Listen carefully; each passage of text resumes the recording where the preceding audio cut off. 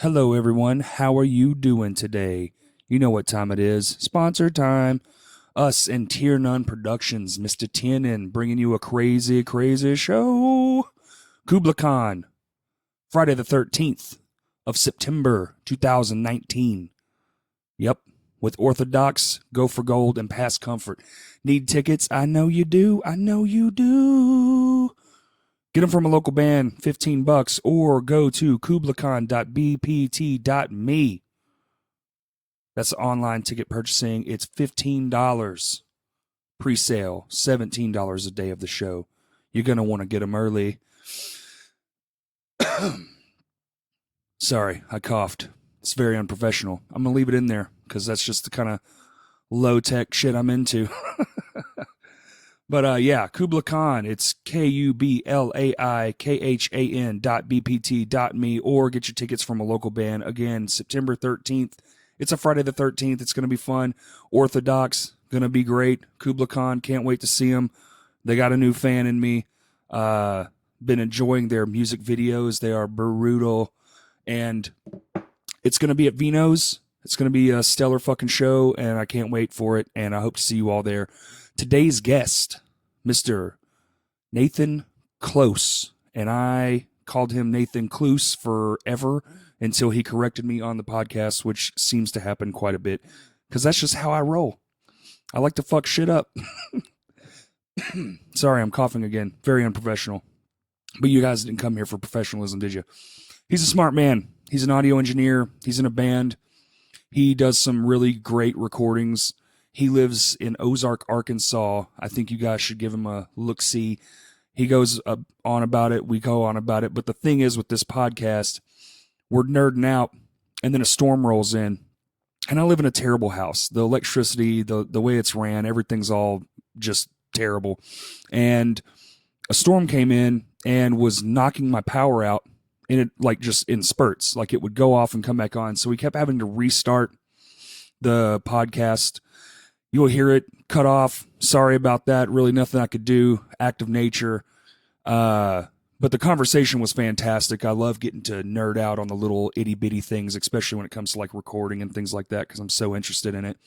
We had a great conversation. If you're into that kind of stuff, this one's for you for sure. If not, it's just a good combo. We had a great time. And then our buddy Kurt Lunsford showed up midway through, and we talk about all kinds of things, and Kurt gives a little sneaky poo into something we've been working on for a long time. And yeah, that's about it. Everybody enjoy this conversation with Mr. Nathan Cloos.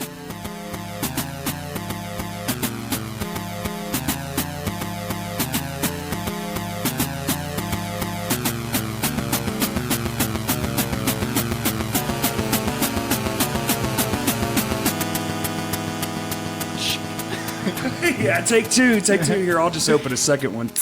Okay, now it'll really smell like beer in here. Oh, man. What's up, man? Not a lot, dude. So, do you live in Fayetteville? I live in Ozark. Ozark. Yeah, do you know where that's at? I mean, I know where the Ozarks are. It's like, do you know where Russellville is? Yes. Fort Smith? Yeah. Halfway in between the two of them. Okay. Like, just right off the interstate there. So, was it like 2 hours to get here? Yeah, like right at 2. Man, thanks for coming. Yeah, man, I'm happy to be here, dude. I look for any excuse to come up to Little Rock. Really? Yeah. Ozark is like, there's like 3,500 people there, so. Oh, sweet Lord. Yeah, so it's nice to, go somewhere where there's more people. I think I just hit the mic. So. Oh, it's fine. Do you always do like the make it worth it? Come down here and have like all kinds of things to do, or?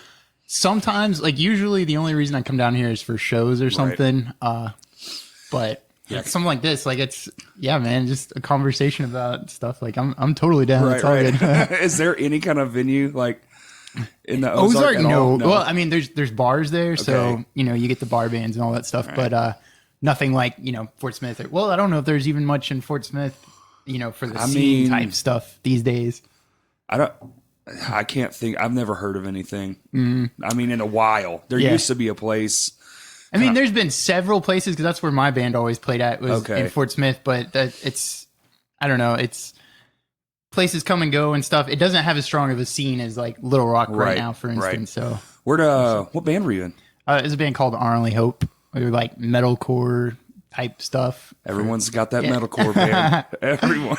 Yep. It's we actually just put out a new song like on You're July still around. 4th. Well, not no, like we stopped actually playing back in like 2013, but So your internet only band? yeah, because I got the recording stuff and all that good stuff. So it's like, Right. why not keep having that outlet? We just haven't released anything in like 6 years, and then finally just did. You haven't released anything in 6 years and you just put something out? Was the reception good? Yeah, I think so.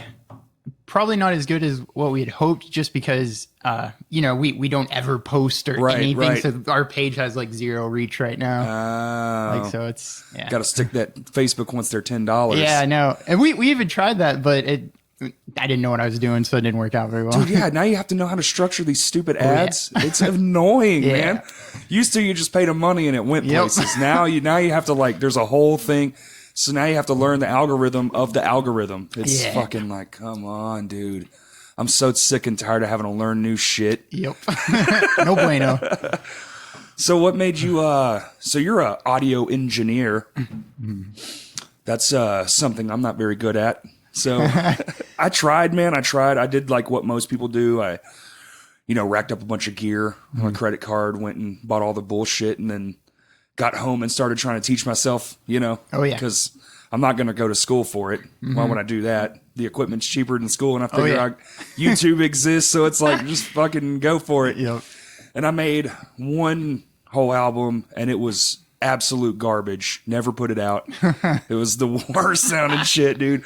Everything was like just maxed out.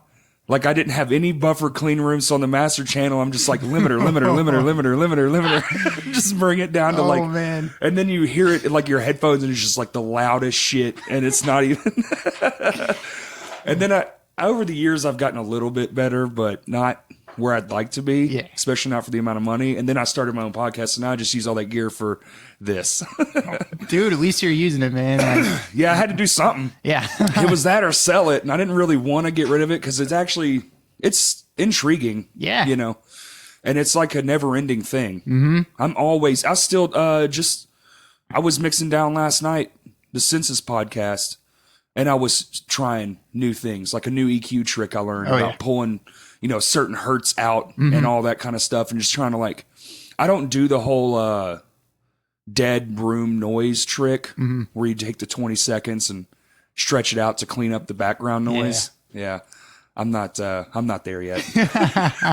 Even though all I have to do is sit there and hit record and just shut up for 20 seconds, but I'm still I can't shut up for that long. Dude, I can't. I barely let you talk. So what got you into it? I mean, I'm sure it was kind of the same.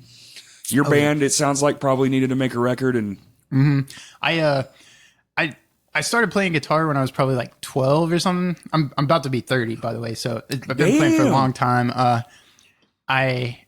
At some point I got a Digitech RPX 400, and it came with this cakewalk software called Guitar Tracks Pro. Yeah. And so I started figuring out how to use it, which before that I used like the Windows sound recorder, if that dates me, like the old school thing that right.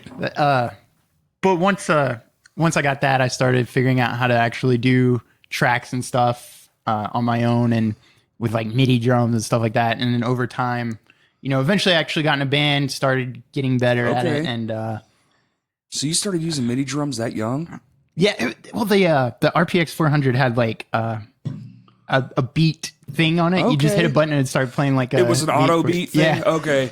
Yeah, it took a while before I started getting to where I could do it myself or whatever. But eventually I found the CD that had drum tracks on it, started recording on that. And then long time down the road, it was like 2013, I guess, my band had finally put out an album that I recorded, had somebody else mix and master it. Okay. And because I knew I wasn't good enough, but some other local bands around Fort Smith, like Auspicious, I don't know if you ever heard of them. Yeah, they were the first band that ever reached out to me and was like, hey man, I like how your album sounds. Will you record us? I was like, well, I mean, I can, but I don't really know much about mixing and stuff. Like I didn't do that, but they went for it. It turned out good enough that they told people about it, and just kind of snowballed from there. Spitballing from there. Yep, there we are.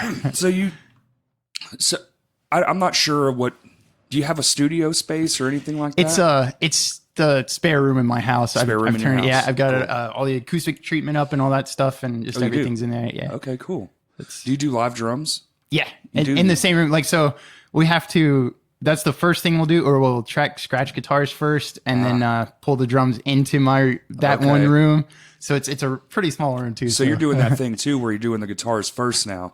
Well, it's just the scratch guitars. Just the scratch guitars. So then once we get the drums laid down, I'll get them edited and all like perfectly on time and everything. Then we'll lay down the guitars. Come back and redo all the guitar track. Okay, nice. Yeah. What I know recording is like a ridiculously long process, and like there's all kinds of like, hey, let's try this out. Let's try this thing. And it's like, I'm sure as you go, and especially just sitting in front of a computer for hours and hours, probably gets to be where like that's the fun part. Oh yeah. How many times, like, say a band comes in for 5 tracks? How many times is it gotten to a process where you're like, get it in, get it done, or do you still like find like the really fun ways to like, hey, you know what? I hear what you're going for. Let me try something. Yeah. So I do like to be as quick and efficient as possible, because you want to capture people while they're still in their like in that mode and everything, in the zone. But sometimes it is fun to step back a bit. Like if I'm inspired by something, and it's got to just be that everybody's feeling like whatever this inspiration is, and then I can go into it. Then, but usually it's let's try to be as efficient as possible and get it done. But. And a money issue too, Oh yeah, the longer you fuck with something, the more it's going to cost for sure. What how often are you doing? Is this a full-time gig? Yeah, I quit my job back in May of 2018, so I've been doing this full-time since then. It's a little over a year. Yep. Well, congratulations to that, man. That's awesome. Yeah, it can be really stressful. I mean, it's you're it's the feast or famine thing. Like it really is. It's amazing. Sometimes it's like, what am I going to do? I got to go back to Walmart or wherever, Oh, ramen this week. Yep. Yeah. I see you're wearing a Go for Gold shirt. Yeah. You did their record, right? Well, Dalton. The vocals. Kennerly. Yeah. I did the vocal editing and some like production stuff. Like I helped them with harmonies and stuff. And then I think Dalton actually recorded the vocals there. I'm pretty sure, with Jared and Spencer and all them. And then sent it to me, and then I did all the editing and mixing. I mixed the vocals and then sent it back to Dalton, and then he mixed and mastered the music along with the vocals. So, okay, cool. So, cool. Like a collaborative thing. Collaborative effort. Yeah, I like those, man. I like that. Yeah, amazing. Are you on this new? I'm constantly trying to like watch videos and trying to get better. I don't have a lot of time to like put in the effort, but I still like to watch it to gain the knowledge. So maybe, just maybe, sometime I can, use what I know. I see this new thing going on where they're taking real drums and fake drums, because I'm kind of still anti-fake drum. I prefer the real thing, but it is what it is. Sometimes you just don't have a choice. I get it. But I see a lot of people now, they're layering the two. Oh yeah. Yeah. Yeah, I do that. Like, so it depends. It depends all on exactly what the band wants from their music. Like, are you wanting just like something to, if you want it raw, then you probably want your raw drums. Right. Even then, like, it depends on did I record the drums? Did somebody record it in their bedroom that's not treated at all? Like, there are ways that you could take a crappy drum recording in somebody's crappy room that's not treated and then make it sound good. But that's using samples and stuff like that to beef them up and stuff. And a lot of I hate to say it, but a lot of the new, there's something going on in mixing, and I've noticed, but the drums are so up front now, and there's like this call for these loud, thunderous drums, and like, especially like the toms. Cymbals are almost completely gone. It's like, what do we even need these for anymore? I should just be hitting air.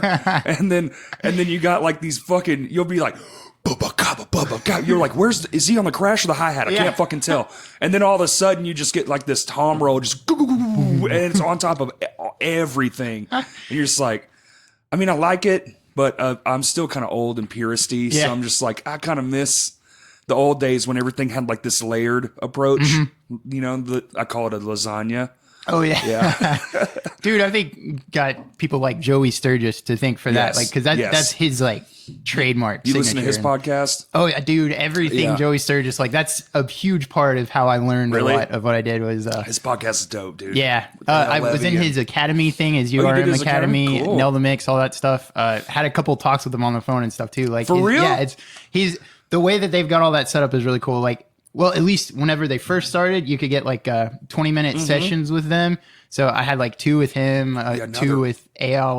Levy. Now they're like a full-on school. Yeah, aren't they? and so they have other people do that for them now. but Okay. in the beginning days, yeah. it was amazing. That Like- is badass. I was listening to him when it first popped up, and then when they kind of stopped for a little bit, and I guess that's what they were doing was restructuring everything and making it like a real school. Oh yeah. Because the podcast didn't post for like months. Mm-hmm. There was like that dead space, and I was like, "Damn, did they just up and quit?" I know, Like, and that was I listened to it every single week when it came out, and good, then it was man. just like, whoop, like, whoa. But yeah, they got fun. he definitely like the pioneer of that new age mixing. Yeah, for sure. Like, I mean, there's a reason he's got platinum records on his wall, you know. Man, like honestly, for a while I feel like I was basically a copycat, like trying to reach his sound and everything. You know, and, a lot of people did that. Yeah, Especially you're early on. Well, you're just learning stuff For too. sure, So you're yeah, like, well, I like what he's doing. So I feel like you go, even with like my writing, I go through stages where if I find something new, I'll start adding a lot of that element into it. And then eventually it kind of planes out until it's your style. Yeah, Because now exactly. you've tried enough different things where you're like, no, I really don't actually like this. You know, like, let me try this over here. Like, I know in his cymbal mixes, I think he takes the 4K like all the way out. Oh yeah, and the guitars And the all guitar kinds of and stuff. everything. Just like, no, this whole frequency right here, just gone. Their slogan is "fuck 4K." Like they actually came out with a plugin on April Fool's one year that was called the Desucculator, and it literally just took out 4K. I remember that. As far as so what are you working with? Like here, I've got somebody get nerdy for a little bit. Do we go Yeah, here? man. I've got the Focusrite Pro i8. So it's like it's a Firewire instead of a USB. It's a little bit speedier, and then I run it into this ancient iMac. That's a 2010. But the software I use is cracked, so sometimes it's a little janky. Like last night, I was trying to do my intro read, and literally had to restart it 4 times because it just kept stopping. Oh man, I was like, dude, I've got to spend some real money on what this. software are you using? It's Logic. Oh, have you ever heard of Reaper? Yeah. It's got like the free, And it's free, too. stuff. Yeah, like Yeah. so. You know, they've got like the splash screen, and it tells you to buy it. Like, and Right. at some point, I actually did buy it. Like, that's, So that's what I you're use. rocking? Yes, You're using Reaper? Yep, Cool. And it's amazing. Like, it's not as noob friendly. Like, because Right. it's so customizable and stuff. Yeah. Like, you can make it do anything, but you have to do a lot of digging to figure out how to do those things. What's the difference? The big difference between the free and the pro? It's exactly the same. It's just like an honor system sort of thing. Yeah, I so literally I used it for probably like 3 years before Kind I of like bought the it. shareware system where it's I like guess we're so, yeah. working on the honor code here. Yeah, pretty much. And people can, is it one of those things where people can add to it? And Kinda- then you can download new versions? Well, there's they're coming out with updates constantly, like once every couple of weeks they've got some kind of update for you. Yeah, so it's like version 5.91, version Okay. 5.92 Yeah, sure. and stuff like that. And people can also make scripts and stuff, and you can download their scripts and put it in your program. Like a template of sorts? The templates, like anything like that, or say there's custom commands. Like Reaper doesn't come with like the native ability to just like slip edit drums, for instance. Okay. So, which is, I don't know if you know what that is. Grouping all the drum tracks and moving them into time on the grid, basically. Right, yeah. So, Quantizing. yes, pretty much. Yeah. And so I know a few things. yeah. Well, it's basically quantizing by hand. Like Gotcha. you are telling it what to put on, so that way you can be more. If you don't want it to be 100% robotic, you can add nuance in there. And Okay, everything. add So, the nuance. Yes. so like a script, somebody came up with a script that was like, hey, if you put in these commands, then this is all you got to do is Control S drag, and you can move this over and blah blah blah. So it's like extra yeah, nerdy. so you can just you can get as nerdy as you want with it. Wow. Is it damn it, I had the question in my brain. The plugin, is it plugin friendly? Does it work with like other people's plugins? yeah, like if you yeah. download a Joey Sturgis plugin. Yep, those are what I use most. Actually, is the Really? Joey Sturgis stuff, yeah. I'm actually thinking about getting a. So I don't have an outboard compressor, which I wish I did. Outboard compression's like my jam. I love it so much. Have you ever got to use an outboard compressor? I haven't been able to use one before, but I mean, I hear the stuff that they do and what people say about it and stuff. And I'm like, the ones on the computer are cool because they're just there and you can have 200 of them. And it costs you one price. Or if I just use the stock one. Oh, yeah. But it's like, I've used a tube compressor one time and it's just one channel. So you have to buy however many channels you have to buy that many compressors. So it's like, fuck, man. Yeah. These are like $1,000 a piece. But man, the fucking tone is just like, you want to know the difference between that $1 million record and the bedroom record? Yeah. I swear to God, man, it's those damn compressors. Or those exciters that people have where they'll just push the frequency to the maximum, and just let it ride like a. Are you familiar with Glenn Fricker? Oh, yeah. The YouTube asshole guy? Yeah. He uses one of those, that black with the white knobs. The distressor, maybe? The distressor, yeah. And Bo from Seosin. Oh, yeah. He's an engineer, too. I don't know if you follow him on Instagram, but holy Moses. No, I've seen him. He's been on Nell the Mix one month, and they did a Seosin track, actually, I'm pretty sure. So got to see him do his thing. Dude, he's badass, man. Yeah, he's awesome. He makes some clean sounding shit.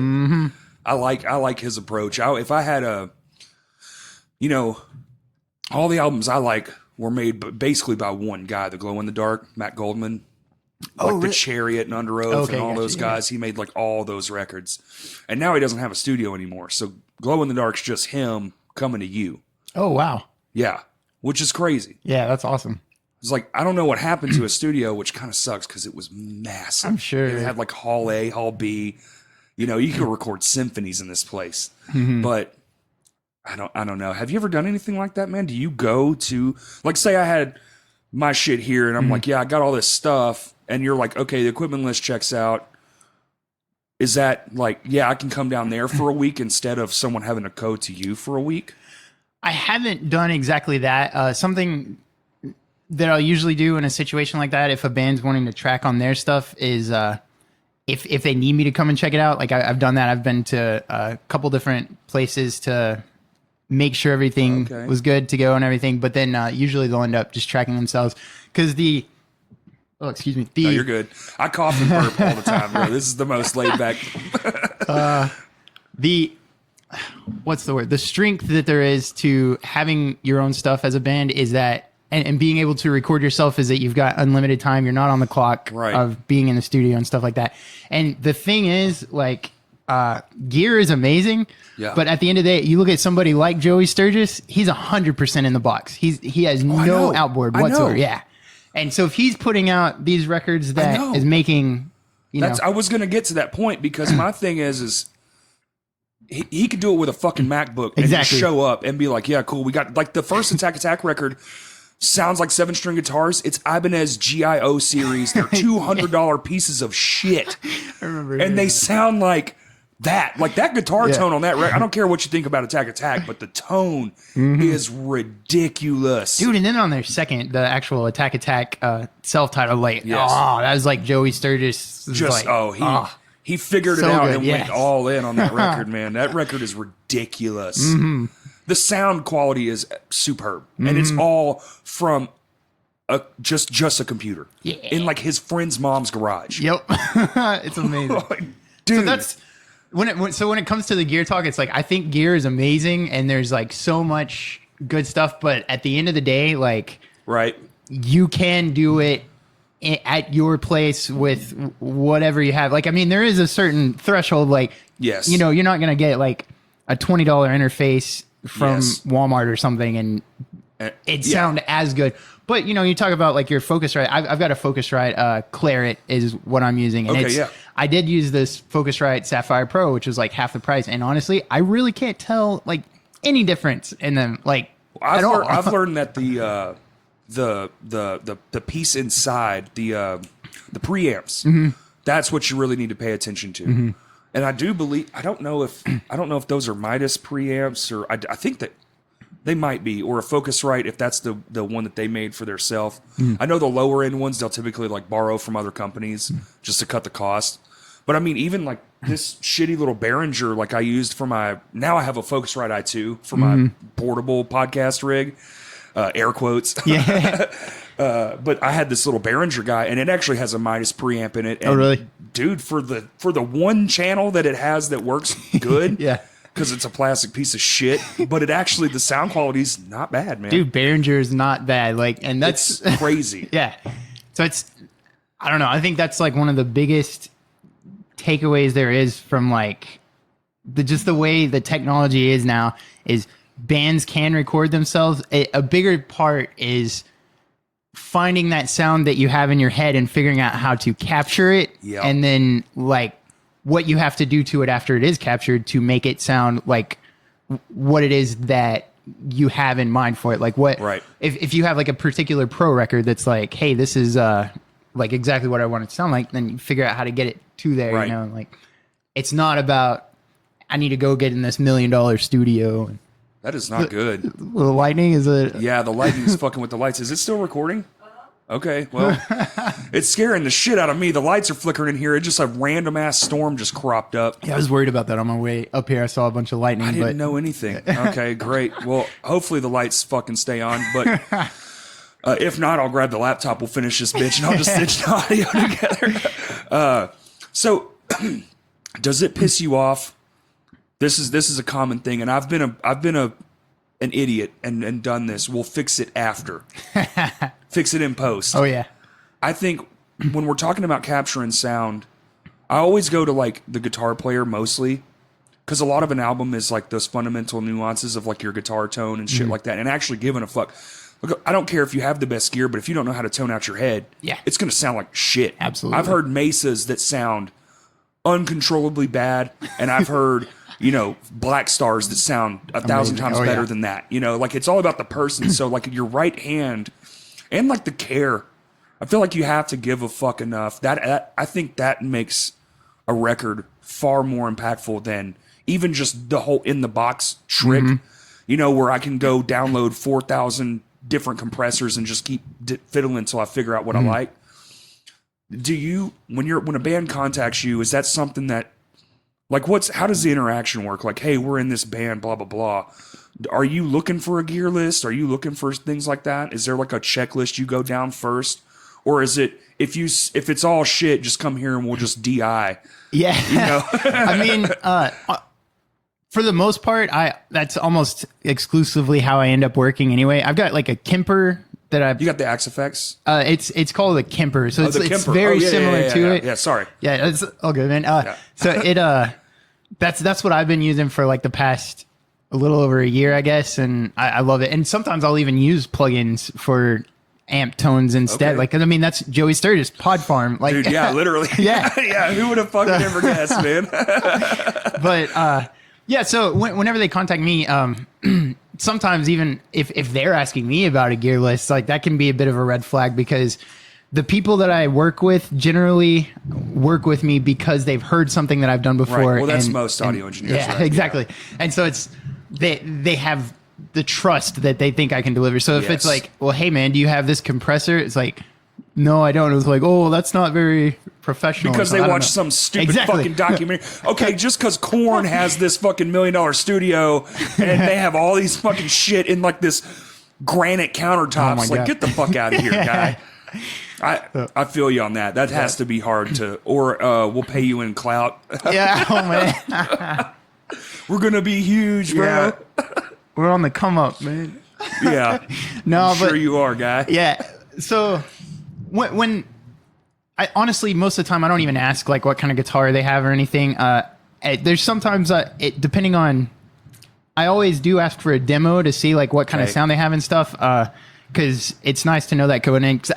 One thing I might do sometimes is let people use my guitar, which is it's an EC1000 LTD, nice. Typical metal guitar, but it's got an Evertune bridge in it. Like, so have you ever seen Evertune? They're amazing. Like it does not go out of tune, and that's like one of the most common issues I have with guitarists is either A, they don't have fresh strings on, or B, they don't have their guitar in tune. You just hit on another thing I wanted to talk. Strings.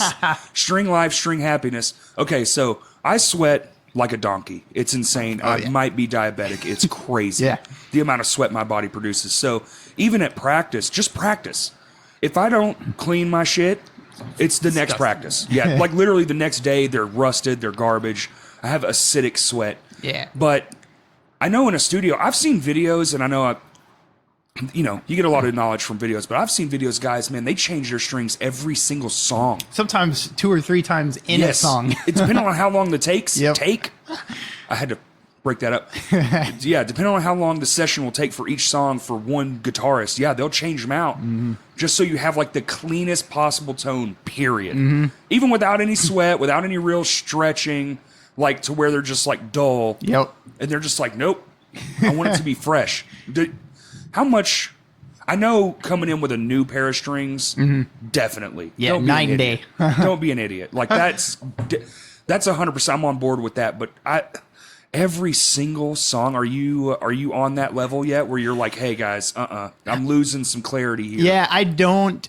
Just because, like, first I do. It's every single time it is. Make sure you come in with fresh strings, but usually, I think the majority of the time people are just tracking singles with me. And there's the occasion that I'll do like EPs or whatever, but it ends up being a problem. They don't want to spend extra money on extra strings or whatever. So it's like, hey man, I got this set. They're going to be good for like 6 months, bro. Like, Right. So it's hard to convince people that that's something they should spend money on. Or drummers with their drum heads. Exactly. Okay. Oh my God. It seems like every time I have someone technical on, dude, all my shit just goes to shit. That's how it works. Okay, so what's happening? This is take 3. And what's happening is the lightning and the thunder is making my lights flicker. And I had this stuff on a battery backup, but it stormed one night and fried it. Ooh. Yeah, so what's happening is the lightning is making my power flicker and it's shutting off the audio. So now we've moved to the laptop. Everything look good over there, babe? Yeah. We're recording? Beautiful. Praise the Lord. So, again, we're talking about guitar. I would say, so guitar players who won't change their strings, fucking do it. It's irresponsible. Please. Stop coming in there with 3-week-old strings or even, honestly, day-old. Like, you should change them probably in the studio, safest, but even if it's just going to be one set of strings for the whole record, because, I understand being like low end that a lot of us are. Oh, Kurt's here. Hi, Kurt. Hey, you missed all the problems. We're having to run out of the laptop because the power keeps flickering off and on.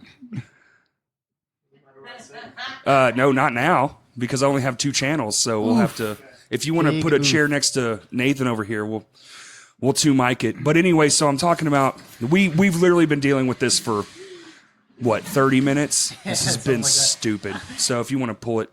Hello, everyone. Yeah.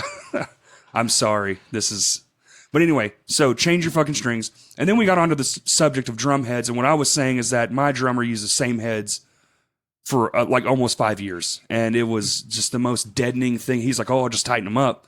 Sorry, Josh. Love you. I honestly don't know where the audio is at this point. But I was telling you on our first record, we had a Rogue 8-channel PA system. It's kind of funny to have to go over this. Into a computer, and that's how we did our first record. And now with just my iPhone, I can make a better record. But what I was asking you is nuance in the instruments and the player themselves. Like, come ready, come prepared. All those new things matter. But it's also kind of expensive. That's where we were at. So it's a little expensive for a band who's, lower in grade, not making a lot of money, whatever it is, to have to, okay, I'm going to pay for, say, Nathan, I'm going to pay you X amount of money. But even before I get there, here's $200 for new heads. Here's, $20 for a new sets of strings for everyone. And bass strings are like $30. Yeah. Which bass guitarists too, don't just think, my strings never break. Just because they don't break don't mean they're not dirty as hell. Dude, and that's one of the biggest differences is bass strings, like, fresh bass strings are night and day when it comes to recording. Like, night and day. Hi, Kurt.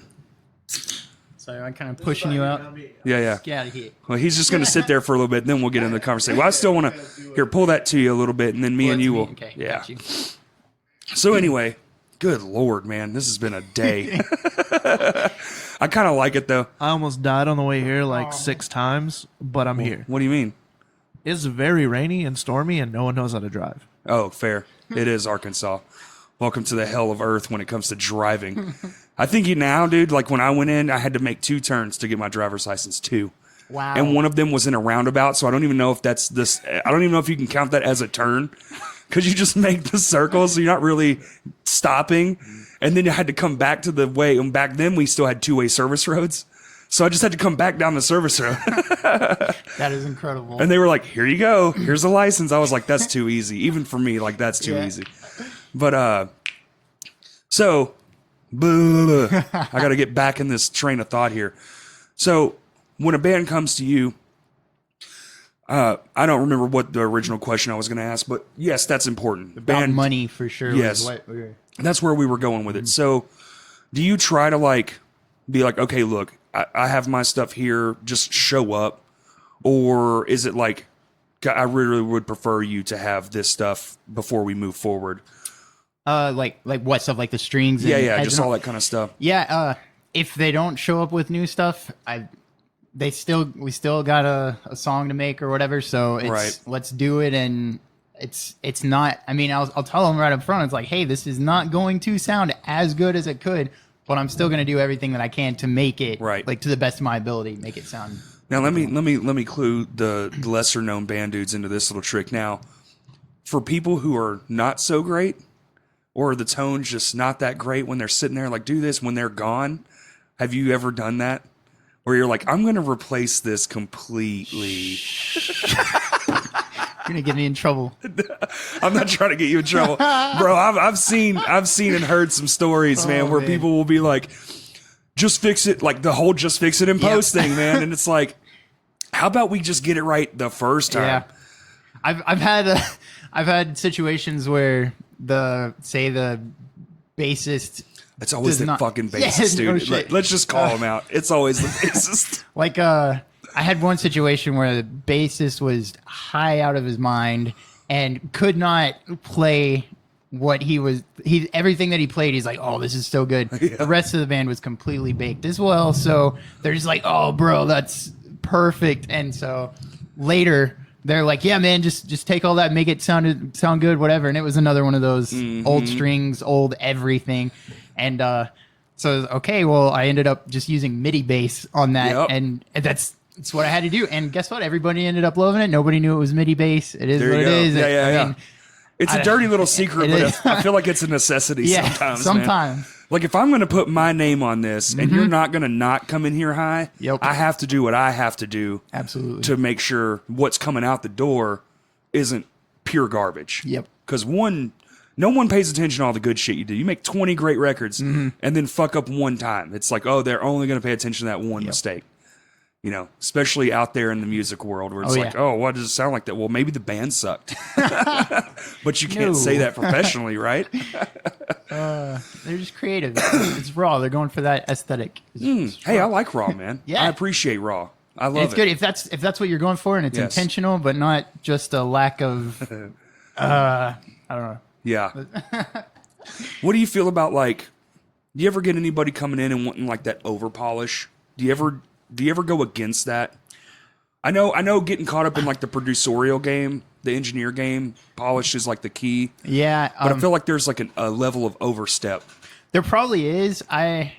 But with me and basically my hero being Joey Sturgis, the god of polish. Right. Like, yeah. It's like it's kind of hard for me to ever feel like I'm over, which I've been, as my ears developed, I've listened back to stuff that I've done and been like, oops, I overdid that. That's over compressed. That's over EQ'd, stuff like that. But some more of when you get better and you look back at old stuff. It's funny. That's something interesting about recording and stuff. Like people are like, oh, I don't have the ability to record. I just don't know anything about it. It's just like, say, guitar or something. Like whenever you start out, like you might start playing and you think you're really good. And you're like, oh man, this is great. You're playing Smoke on the Water or whatever. And then, like, say you recorded it or something, and then 2 years later, you look back at it and you're like, man, I was trash. Because your ear improves, like, as your skill improves. And then, you know, there's like a plateau for a bit.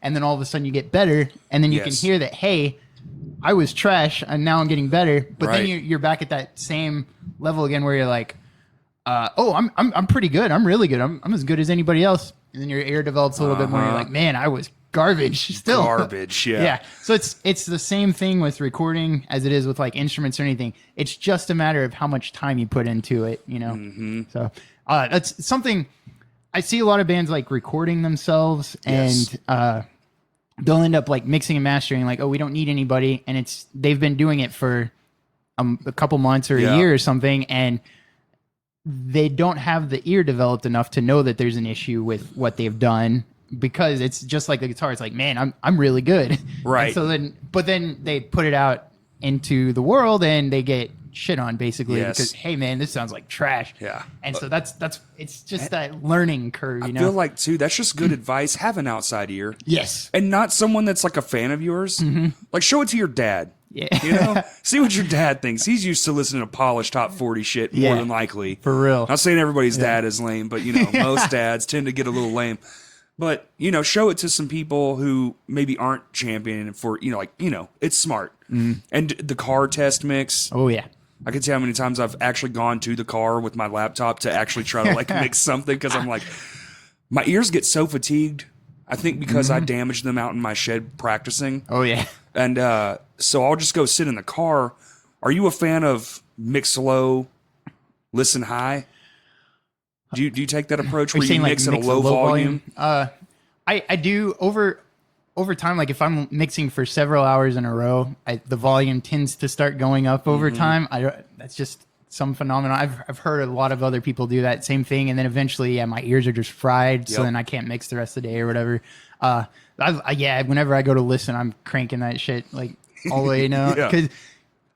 I don't know. Like when you're in your car, in your headphones or anything, it's a way, way, way different thing than how it sounds in your studio and so monitors different. And everything. So different. Yeah. That's how I actually mix my podcast. Like I have a set of studio monitors I could use, but I feel like most people are listening to it in their headphones. Mm-hmm. So I'm mixing.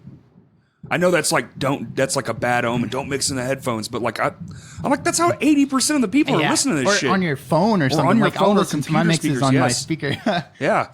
And it's like, I need to know how they're going to hear it mostly. Absolutely. Because you have to produce for what most people are going to be doing, right? Yeah. I feel like most music now, dude, you could just have a set of AirPods and just mix through those and be like, all right, it's good. Yeah. Who the fuck owns a stereo anymore? Man, yeah, that's... I don't know. Do you ever do any surround mixes? Have you dabbled in that yet? I have not done that yet. I haven't had a reason to, I guess. Do bands do that? Yeah, some. Really? I'm a massive Under Oath fan, but Lost in the Sound of Separation, they recorded that in 5/1. Are you serious? So if you go and listen to that record in 5/1, there are drum fills that will go all the way around the room, and it is fucking electrifying, man. That's incredible. Yeah. I had no idea. If you get a hold of that record and you have like a 5/1, like you can go listen to it somewhere, dude, it is wild. That's amazing. Yeah, it's fantastic. CD only. I don't know how it works on digital. I was a CD. I'm a CD guy. Oh yeah. I'm still like, I like the way the CD sounds, man. I don't even own a streaming nothing, so I'm kind of against it. But that's just my own personal view. Yeah. Singles only. I feel like we've gone back to the 50s with this shit. Mm-hmm. You put out the single, that's the hit. Come buy the record. Like I was just talking to Kurt, and he thinks I'm a goofy moron, but I'm like, well, we've gone backwards.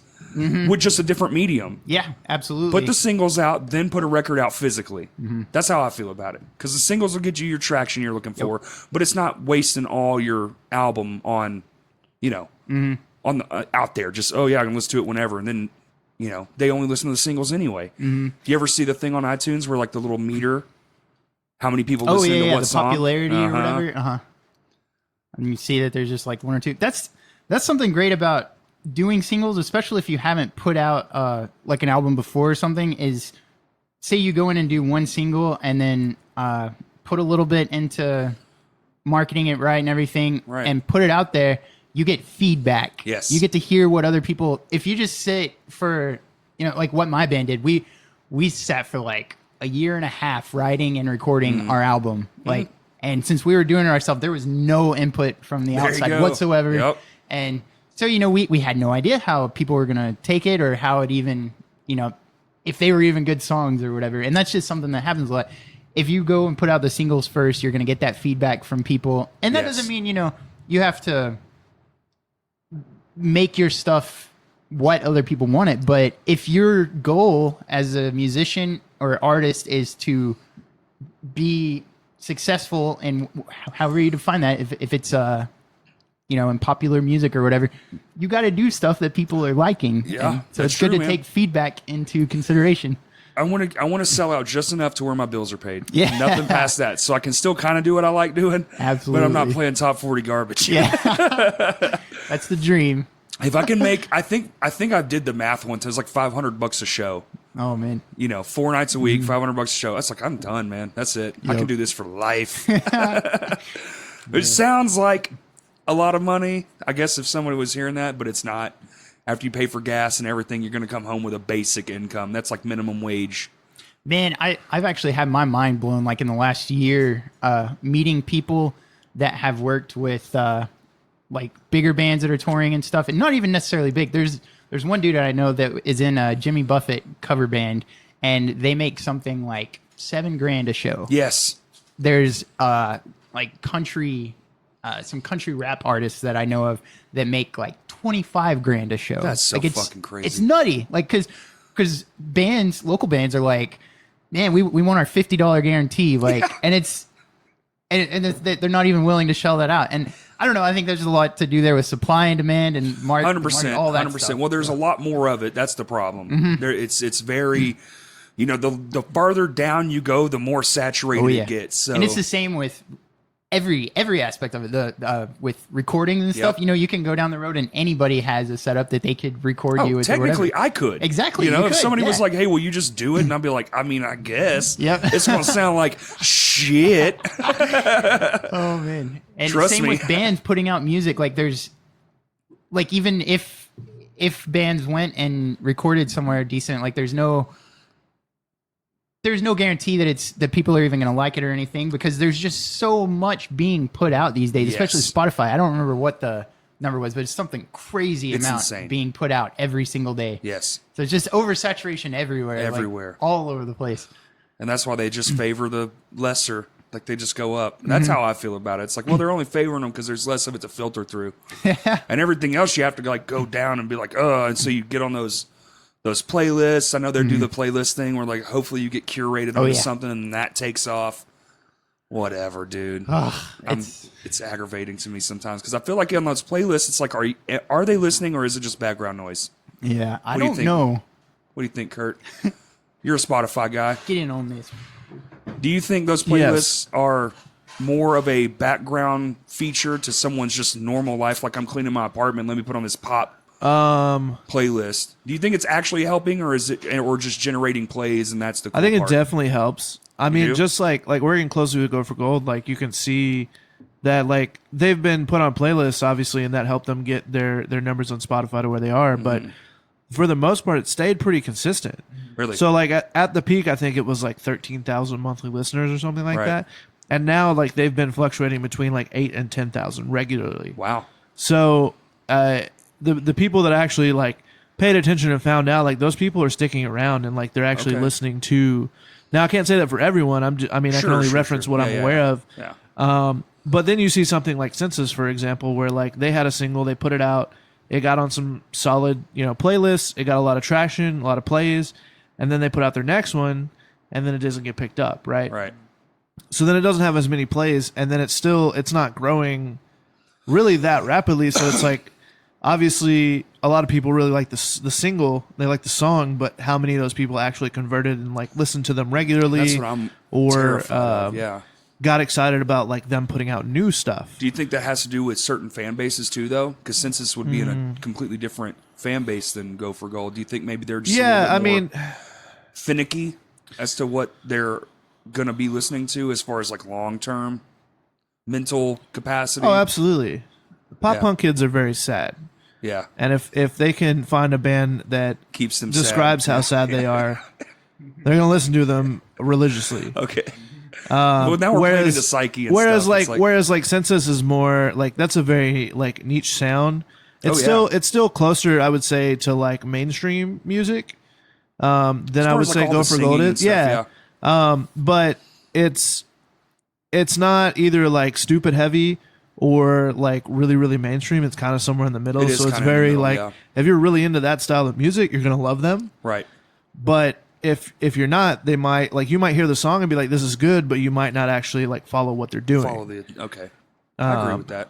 Yeah. I don't know. It's a really interesting conversation though. I know it's case by case for sure. Absolutely. Yeah. But I mean, again, I think it's 50-50. Like, there's a lot of people that are like, okay, cool, I'm going to put on this playlist, and if something comes on and it catches my attention, like, great. Or if, you know, again, like you said, I might just, you know, clean my apartment or have it on in the background while I'm working on something else. And that's like Sean Hood. Yeah. He says, I don't do this, so I don't know. That's why I'm asking. He says that when he does that same thing, he listens to music all day long. Oh, absolutely. He said he was like trying to like, he had a goal of like new artists he wanted to find out about like within the year. Like over 1,000. Yeah. It's insane. He listens to music all day, every day. And I've seen his list on his phone. He literally, if he catches himself tapping his toe, he'll go check the phone, write down what song it is, what it is, and then come back to that artist and listen through more of their stuff later. See, I've done it in the past, but sometimes I don't really realize it until like maybe the song has just ended or whatever, and then there's no way to go back on there, is there? Yeah, on Spotify, absolutely. Oh, you can? I don't know. I don't know. Well, if you have a premium, okay. If you don't, then it's just ads. Yeah, and stuff. I mean it's just ads, and you can't really go back. But you can see what you listen to. Okay. Like you should be able to see like a list of like these are the artists I recently listened to, that kind of thing. Gotcha. Yeah. Okay.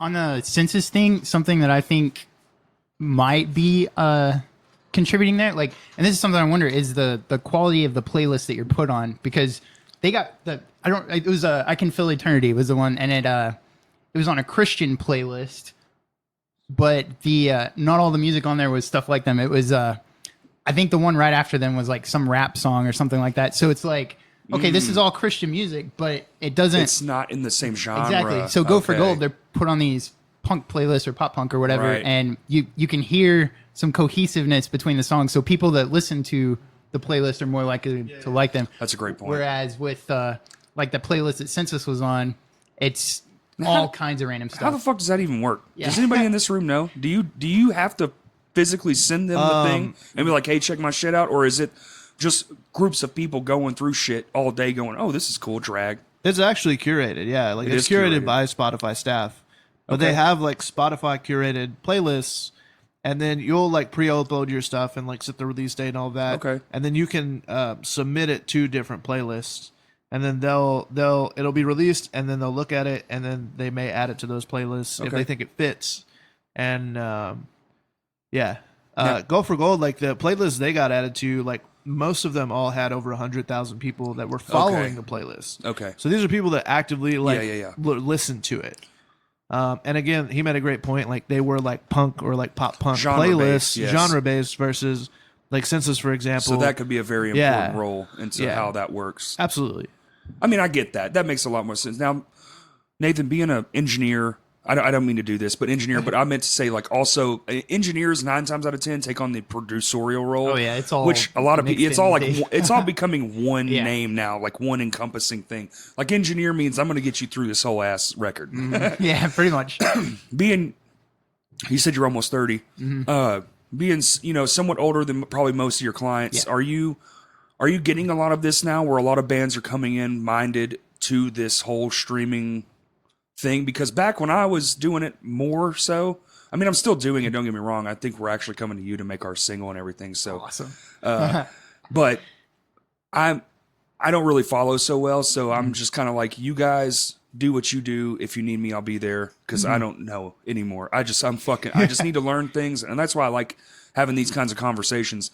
Is this something that's more and more coming up? Like the conversations in the room are like, how do you think this will be received versus we're confident in our own stuff? Like the whole will it be received well part seems to be ramping up a little bit more so than like just put it the fuck out there and just hope for the best. Yeah, especially since Spotify made curated playlists available for you to upload, like last year, like that's been a huge conversation about.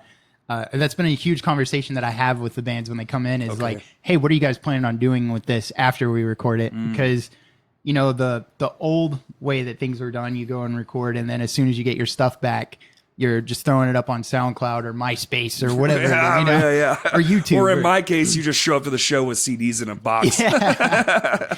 So like, there are a lot of considerations to make when we're actually working on it. I don't know that it necessarily changes the process, but it does change how we think about what's going to happen after they get their music back. Mm-hmm. You know, so I don't know that it really changes much in the actual recording process, unless, you know, if we're working on something, we're like, okay, this is going to be a single, and we don't have to worry about the context of an album or anything. You know, that might change how we approach, you know, song length, sure, stuff like that. You know, just like with radio, it's playing like, the algorithm. It needs to be 3.5 minutes and 140 BPM, 3.5 minutes, this, that, and the other. It needs to have this many choruses. Like, it's a literal equation. Yes. And that's why top 40, almost every song you can go. It sounds the same. Well, it sounds the same, but also you can almost beat for beat know exactly when something's coming up. Absolutely. Even if you don't know shit about counting music, you're just automatically like, well, it's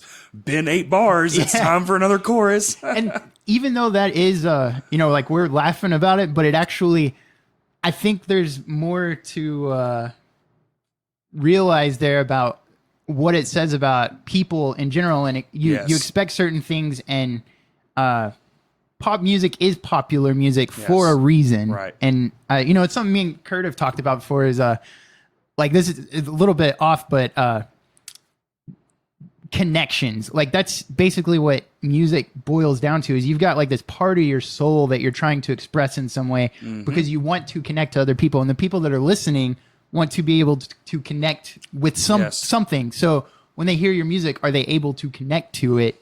Like, that's and so obviously, even though it's something like, you know, Nickelback. I love Nickelback, by the way. It's like, people are gonna shit on me for this, hey, but man, it's my one band when I'm like, I would play with Nickelback for sure, because they have the most dedicated fan base of all fucking time. And people make fun of it so much, but guess what? They're connecting with. That just means they're connecting with more people than anybody else. Like, so how do you?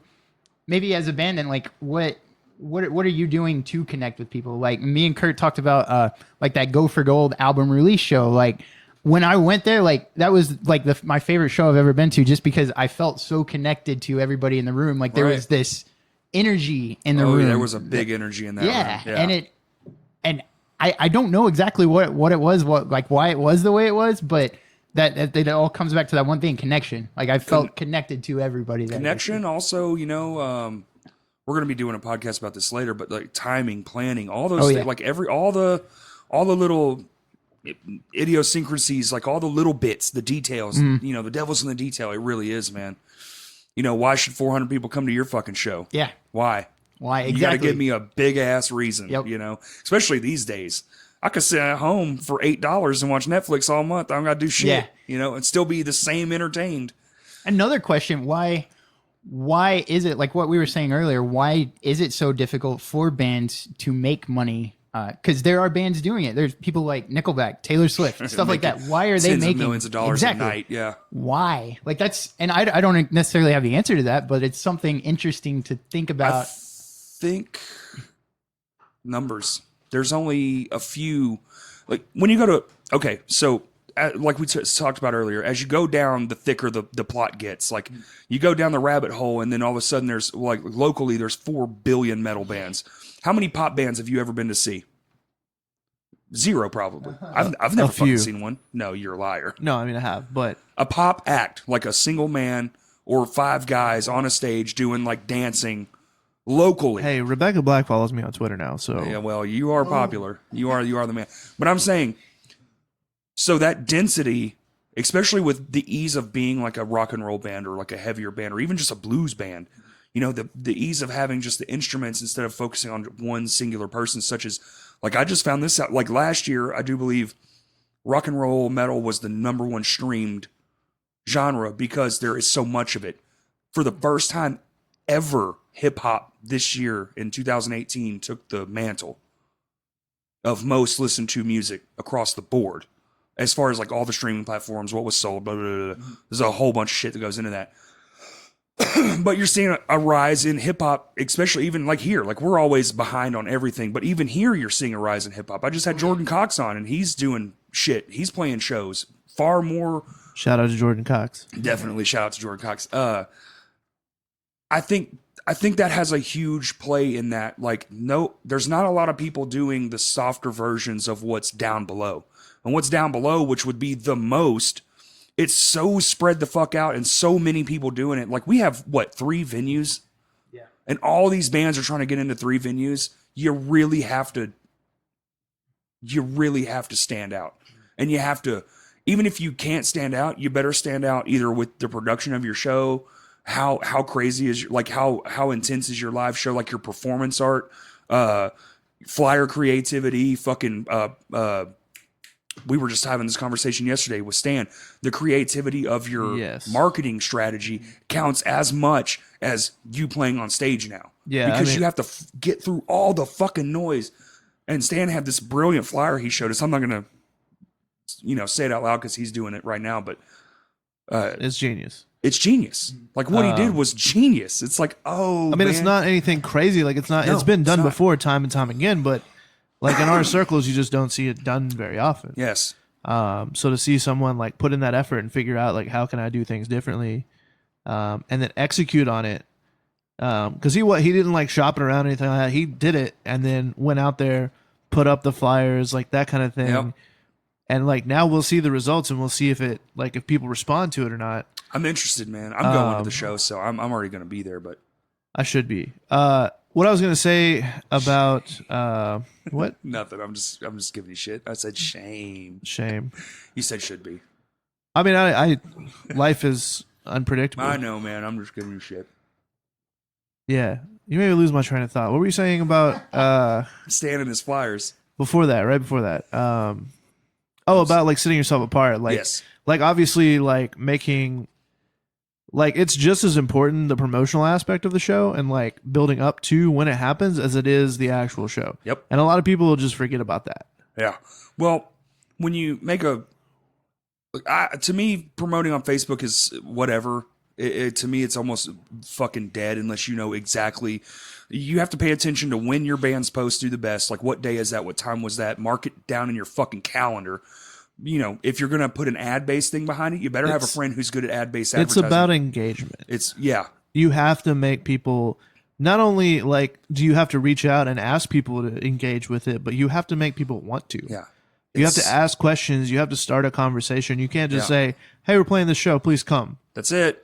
And we're only going to do this the one time on one of our social medias, be it Instagram, There's Facebook, some bands Twitter. that do that. There is. And then there are other bands that go above and beyond, but just not in the right way. I'm not going to say what band, but we just played with a band that did that. And they were like, oh, why?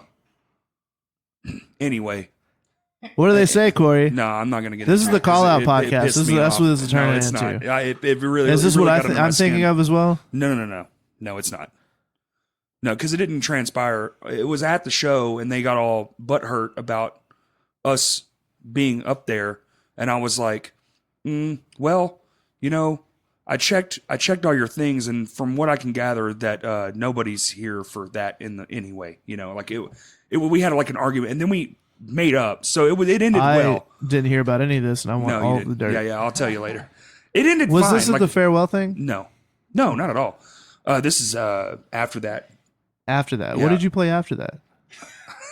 You're gonna no. I'm digging the hole. What did We're here for Nathan. Oh, I know exactly what you're referring to. Okay, yeah, it wasn't here. It was somewhere Yes, else. it was somewhere else. Yeah, that's fair. I heard about that as it was transpiring, but I didn't remember. It just doesn't make sense to me why.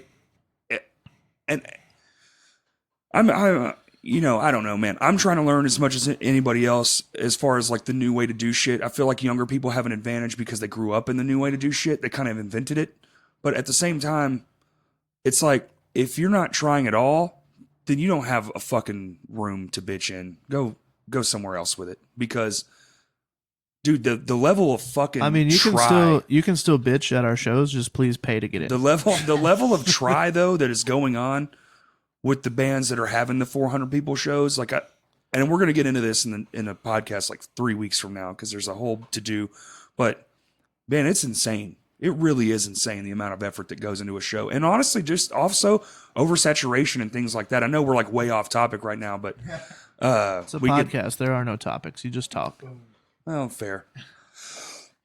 But a lot of this is going to get touched on in a couple of weeks, and I just feel like, you know, the level of try, like I love a good live band. I love all that stuff is, you know, I've gone to shows where there's 5 people in the room and there should have been 5,000 people in the room because the band was just fucking killing it. And then I've been to shows where there's, you know, the 5,000 people, but the band is pure dog shit.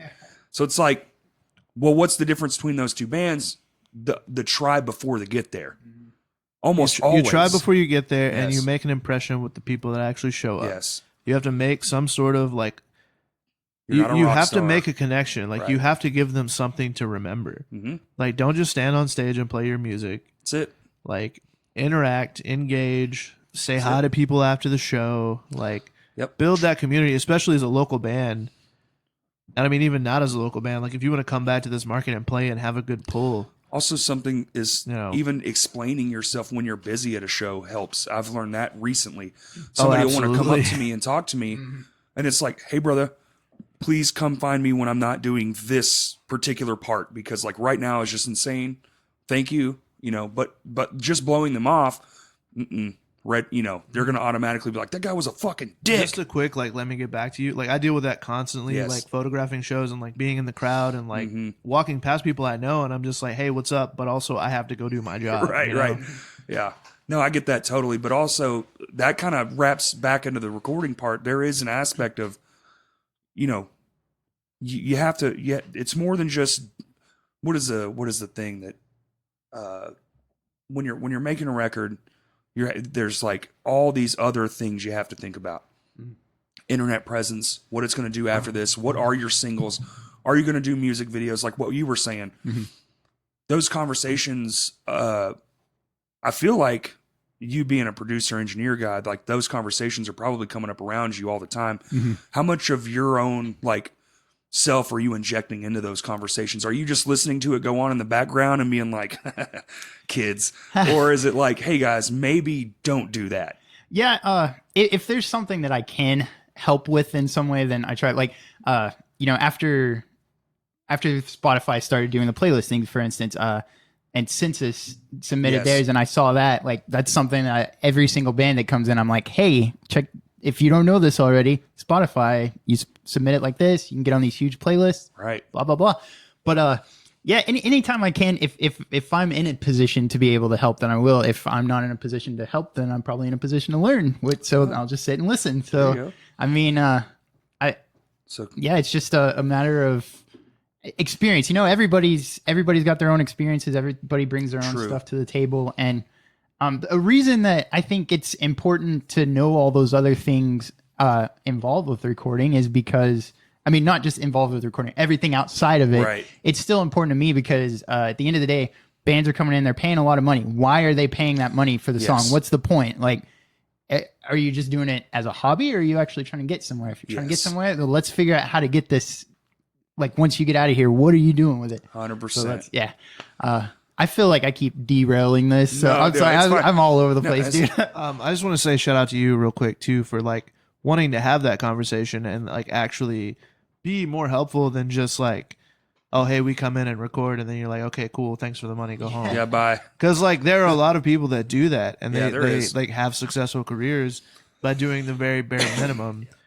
So shout out to someone like Nathan, and specifically Nathan for, asking that question of like, hey, what's your goal? Like, how can I help? Is there information that I have that maybe I can pass along? I agree. So yeah.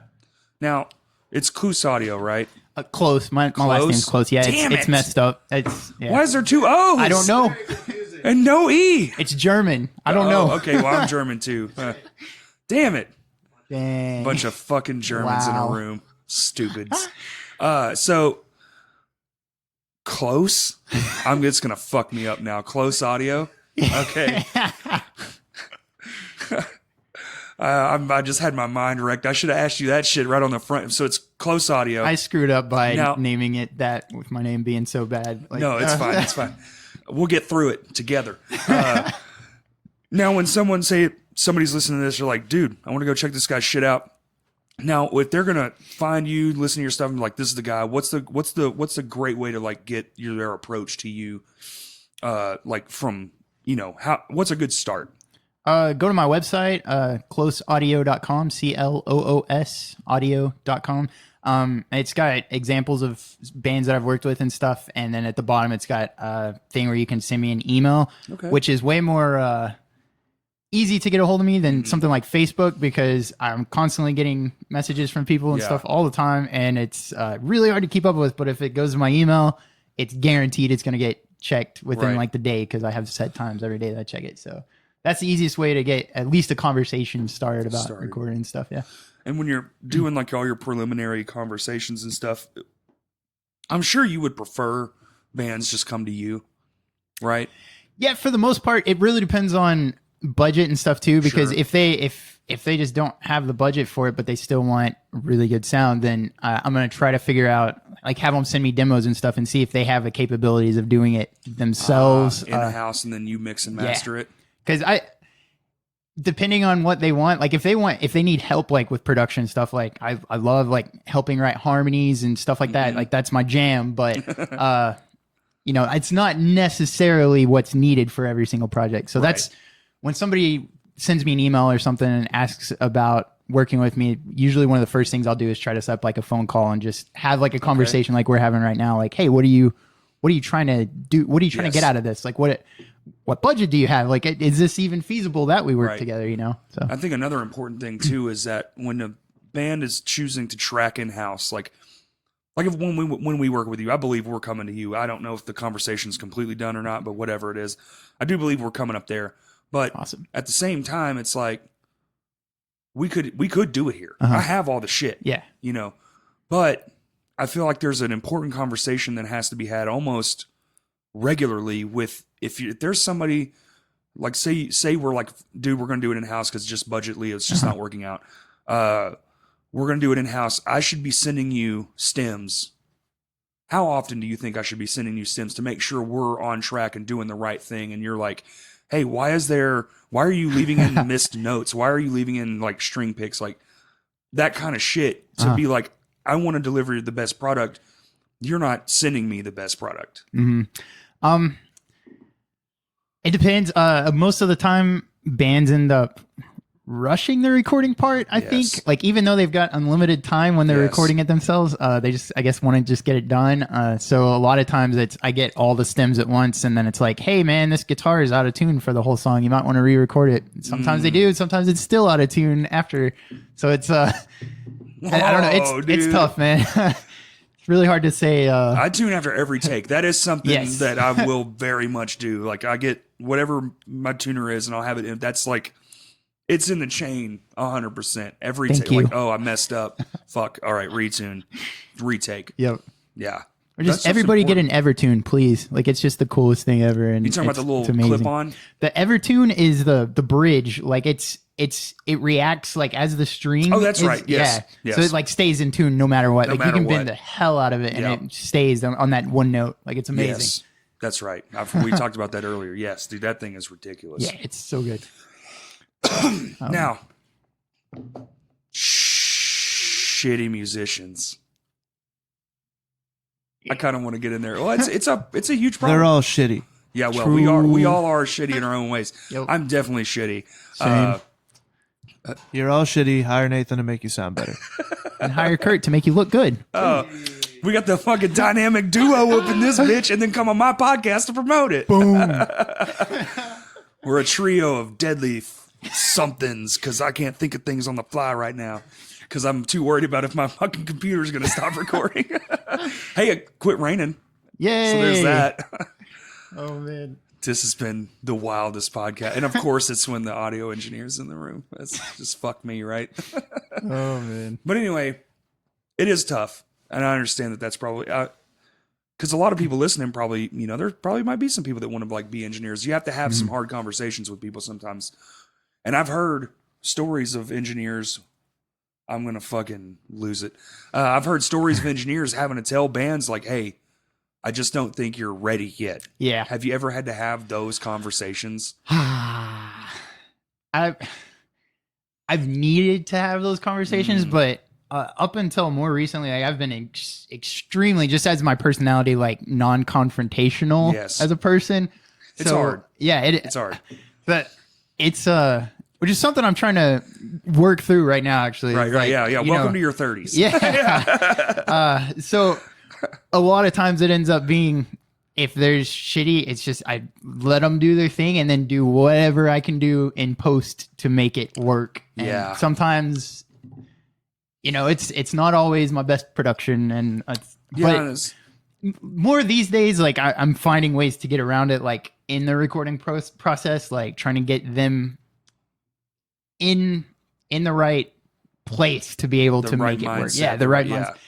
But it's tough. I don't know. Or telling a guitar player, hey, maybe you're not as good as the parts you're trying to play. Or this is something huge, is like when bands come in and I think Glenn Fricker, I think he might have mentioned this before, is something like, say you've got two guitar players. One of them is clearly way better. He wrote everything. Always. That will happen every band. Same with bass too. Yes. Like it might be that this one guitar player needs to track all the guitars and the bass. And again, the question is, what is your goal? Are you just trying to get recorded for your ego? In that case, let everybody play their own parts. Are you trying to make the best possible product? Yes. And in that case, let the best person do it. Like if they're that much better, Yes. And I will say with the digital recording too, like as much as I'm like a right hand dominant is what the guitar tone is kind of guy, letting the best person play, especially if you're trying for quality, definitely matters. It's rare to get a band full of super musicians in there where everyone's just like fucking doodly-doo. We got it down, bitch. We're going to come in and single take this whole fucking record. Yeah. Yeah, how many times has that happened? Yeah. I don't know. I will say a band that I just worked with, Any Given Room, I was super impressed with the stuff that they sent me. They went and recorded their drums with a dude here in Little Rock, and the drums that I ended up using on the final versions were the real drums, 100%, which is something that never I'm able to do ever. And so that was amazing. All their stuff was like in time already and in key, like in tune. Right. And so shout out to those guys. So that was amazing. I really enjoyed working on that. That's awesome. But it is kind of hard, man, to tell somebody that. And I agree with that too, because there's some, but also write to your abilities. Yes. Don't overstep your bounds. Just know your place. Like, this guy's clearly better. He should be the lead guitar player. Just because you started the band doesn't technically mean shit.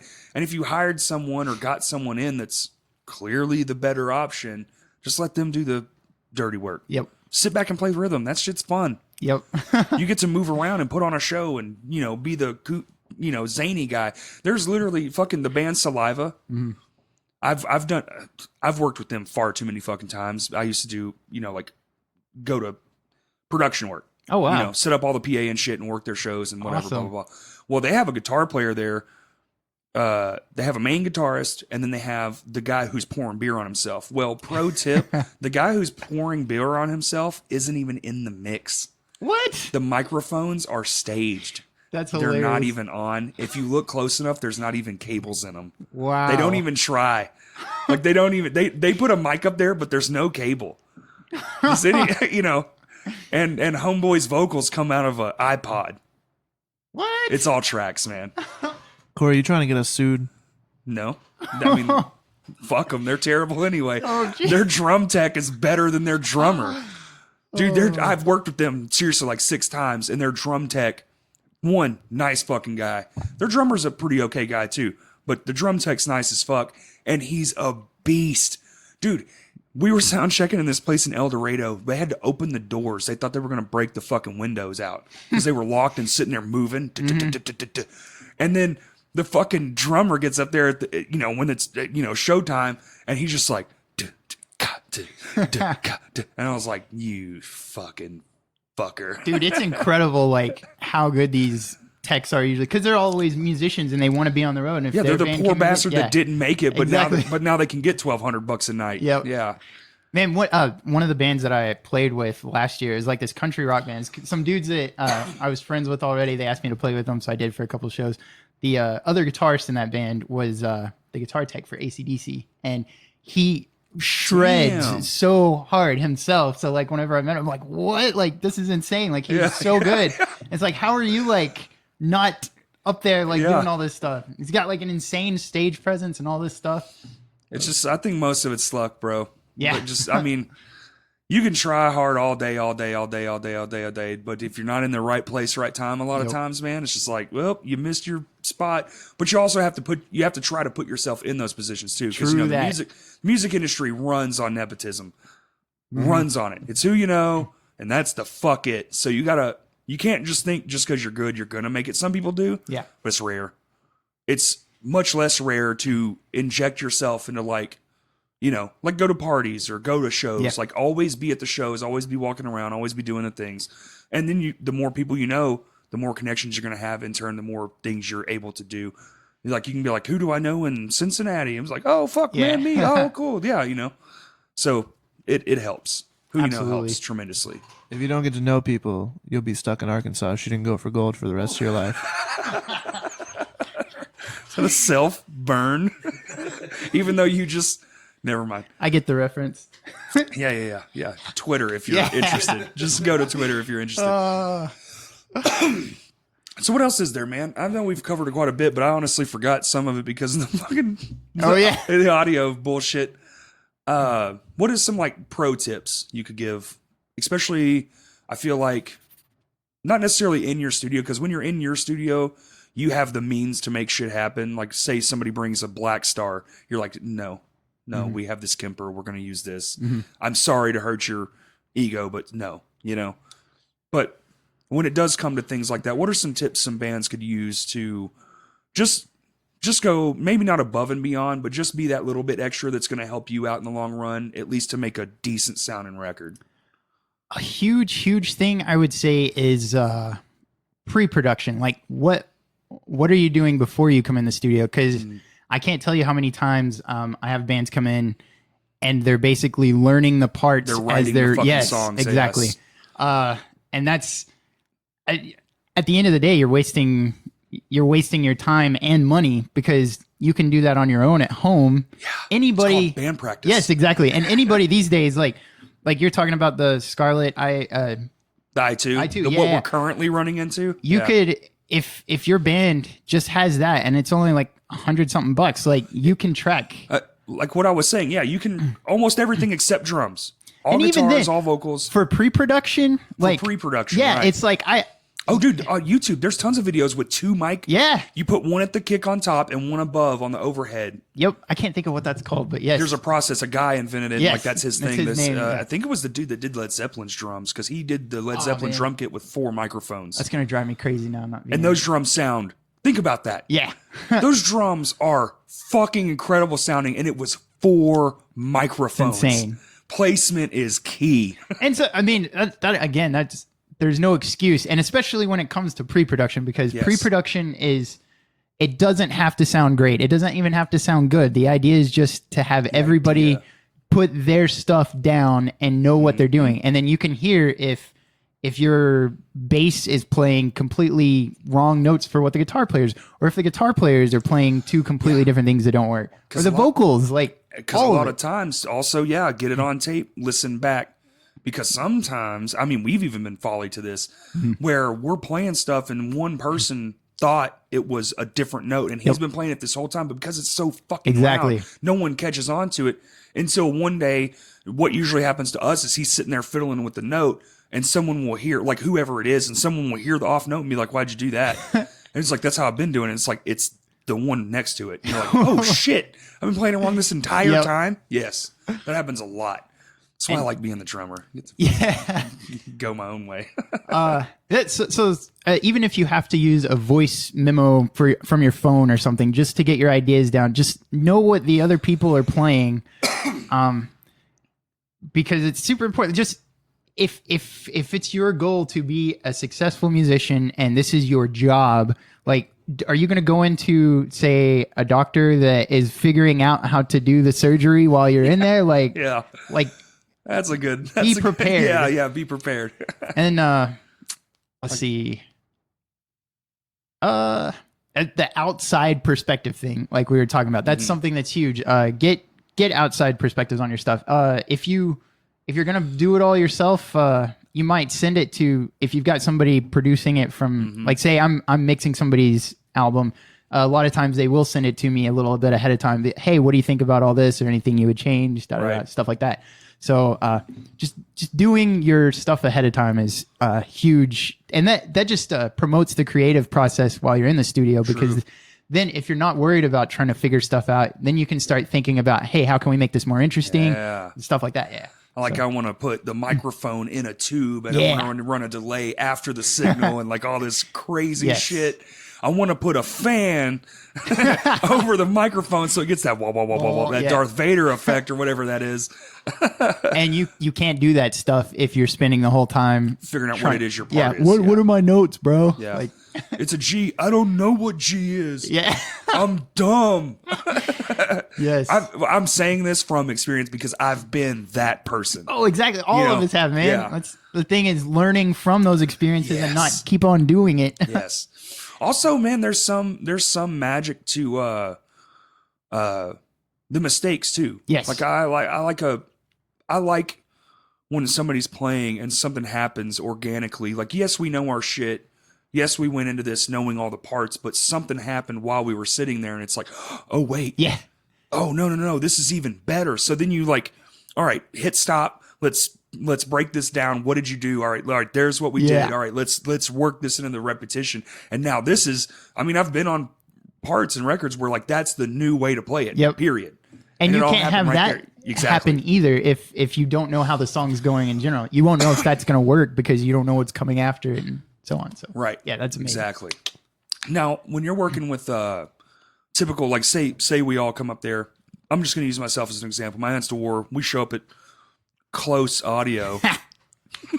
Almost said it again, man. We show up at Close Audio, and like, what's a typical like start?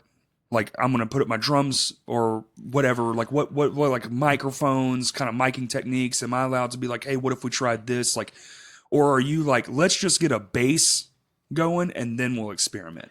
Yeah. So, like I said, the very first thing we'll probably guitars. Yeah, just lay down, scratch guitars so we know the tempo going in, and then it's let's get the drum set up. And usually I've got like a starting point, but there's been so many times that it's, hey, you know what? I saw this new technique. I'm going to try the overheads like this instead. So I'm totally down for experimentation. That's the fun part of knowing your stuff already and being able to just, hey, like, let's throw this mic over here under the snare or something. Like, I don't always mic the under snare, but I do sometimes if it seems like it would be cool for the 100%. So. We took one room mic and put it in a tom and faced it backwards at the end of the room.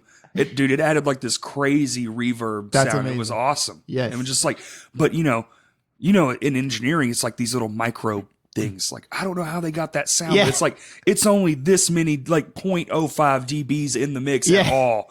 But it was just enough to add that little bit of, clarity or headroom or whatever you want to call it. Like, nuance, nuance, the little bits. Excitement. Yeah. There you go. That's a good word for it. I've been saying nuance too much. Nuance. That was my bad. I think I started that. I think you did. Came in here. But it's a word I like. Makes me sound smart. Kurt, nuance. How about photography, Kurt? How much nuance is in a photo? Kurt is not impressed. He's not impressed. Yeah, I'm not. I don't make him laugh anymore. Sweet new hat, though, bro. I've had a very long day. Thank you. I got it from Ben Thrifting Vintage. Shout out to Amy Alt. Wow. Yeah. Dope. That is nice. It looks brand new. Well, that's because she bought it and then never wore it, and it's been sitting in her closet. And nice. Now it's on my head. I just knew that because of Snapchat. He sent me. Oh, okay. I got a new hat today. Y'all have Snapchat? I can't do it. Oh no, we don't. Oh no, we're cool. No. Yeah, I don't know anything about it, so you're fine. That's how old I. That's where the buck stops for me. I got 3. That's too much already. Yeah, I hardly ever get on it. Like, people send me stuff. Kurt sends me stuff all the time, but I'll check it out. But I don't ever. Here's how shitty. I don't like putting my face. Here's how shitty I am at Twitter. I never fucking use it. I'll like stuff or whatever, and I'll look at articles. And then Kurt told me, "Hey, you should tweet this thing." I said yesterday, most liked tweet I've ever had. I was like, "Okay, you clearly know more than I do." Sporks, man. Yeah, sporks. Fucking sporks, dude. Also, gravy is delicious. No, it's not. It's recession era food. I'm impartial. You're impartial. Gravy can be good, and it can also be too much. I don't know. It can be disgusting and gritty and gross. I know I'm going to get a lot of flack for this one. I'm not a fan. I needed to be public knowledge because I put it in the group earlier. You did? Yeah. Why? Because it's delicious. You saw what I ate yesterday and you wanted some. You know you did. No, I didn't actually. You absolutely know you did. Take off the gravy. What else was under there? This is a dry fried biscuit. eggs? It was a fried egg, ham, and a biscuit. I'll take the ham and eggs. Smothered in gravy. I'll take the ham and eggs. It was fantastic. It doesn't seem fantastic. Without the gravy, you're eating a dry biscuit with an egg and Without ham. the gravy, you don't have shit Just in your teeth. fucking go to and McDonald's. Grit. No. I won't I do didn't that have either. grit in my teeth. I'll cook you eggs and bacon here when this is over at 5 p.m. And I'll eat And it what at I home. ate yesterday will still be better. No. Oh. He's trying to get some free eggs and bacon. You're going to get it now. I mean, I'm not that hungry. I'm a Gordon Ramsay but- the fuck out of them bacon and eggs. I watched a Gordon Ramsay video yesterday, actually. I watch them every day. He's in such a fucking hurry to like Always. make food all the time. Yeah. That's what I'm saying. Like, he gives me inspiration to be like, just cook the shit at home. It takes 8 minutes if you learn it fast enough. Well, like I always thought like cooking took forever. No. And then I watch fucking Cutthroat Kitchen a lot. Mm-hmm. And they can make like whole ass meals in 30 minutes. And I'm like, what? Granted, they have the knowledge and know what they're doing. Right. And I have no fucking idea. That's But that's most of it's it. like if I actually apply myself, like I can make pretty much whatever I want in like in 20, no time. 30 minutes. If so long as the ingredients are in the fridge and they don't have to sit up, you're done. Yeah. Just don't get into brining. Oh. Segue with that. That's perfect for something else I was thinking about just a minute ago. Is that with music and stuff, especially the recording side of Yes. things, it's the whole DIY mentality is great. Everybody, should do as much as they can on their own. But at some point, like the Gordon Ramsay thing with, hey, he just throws this stuff together. It's still, if you had Gordon Ramsay make that Right. food for you, there's going to be a big difference. Big fucking difference. Even though, you might make it and be like, wow, this is pretty good. But if you were to have his, it's like, so that's something that just bands recording their own stuff and just putting it out and everything. And of course, this is going to come across as me like, hey, let me mix and master your stuff, bro. But like, no, anybody, like with any, and it's important. Even if it's not me, have somebody that knows what they're doing. And Yes. it's that outside ear. Recently, I've started having one of my favorite mastering engineers master my stuff after I'll mix it. Okay. And it does end up being a little bit more expensive for the bands, but they're getting the best they possibly can because even though I'm an outside perspective on their music, so I'm giving it like the best that I can, I have blind spots too. Right. And that's where the mastering engineer comes in. He fixes whatever tiny nuances. Well, I hate that mixing and mastering have been lumped in together because for the longest time, up until fucking computers came with recording software, Joey Sturgis. there was only a mastering engineer, Yep. and it was a room of the most fine-tuned shit. Like, they would specifically build rooms to make the audio. Yep. Like, there was no like, oh, just my bedroom, just put some fucking foam up, and oh, it's dead over here, put another piece of foam. No, like sensors, microphone, high intensity microphones. They would come in and tone the rooms out and be like, everything has to be in this spot. Yep. Period. To have audio clarity unreal. Mm. And then now it's like lumped into one. Now it's like lumped into one thing, mixing and mastering. I hate it. Like Mixing, then mastering.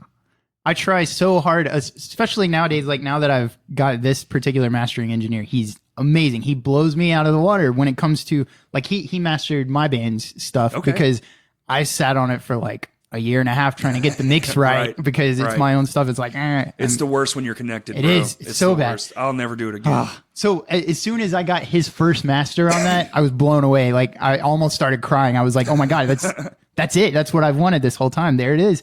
And I don't know. It's just the getting somebody else to hear your stuff and make some decisions. It's somebody that you trust.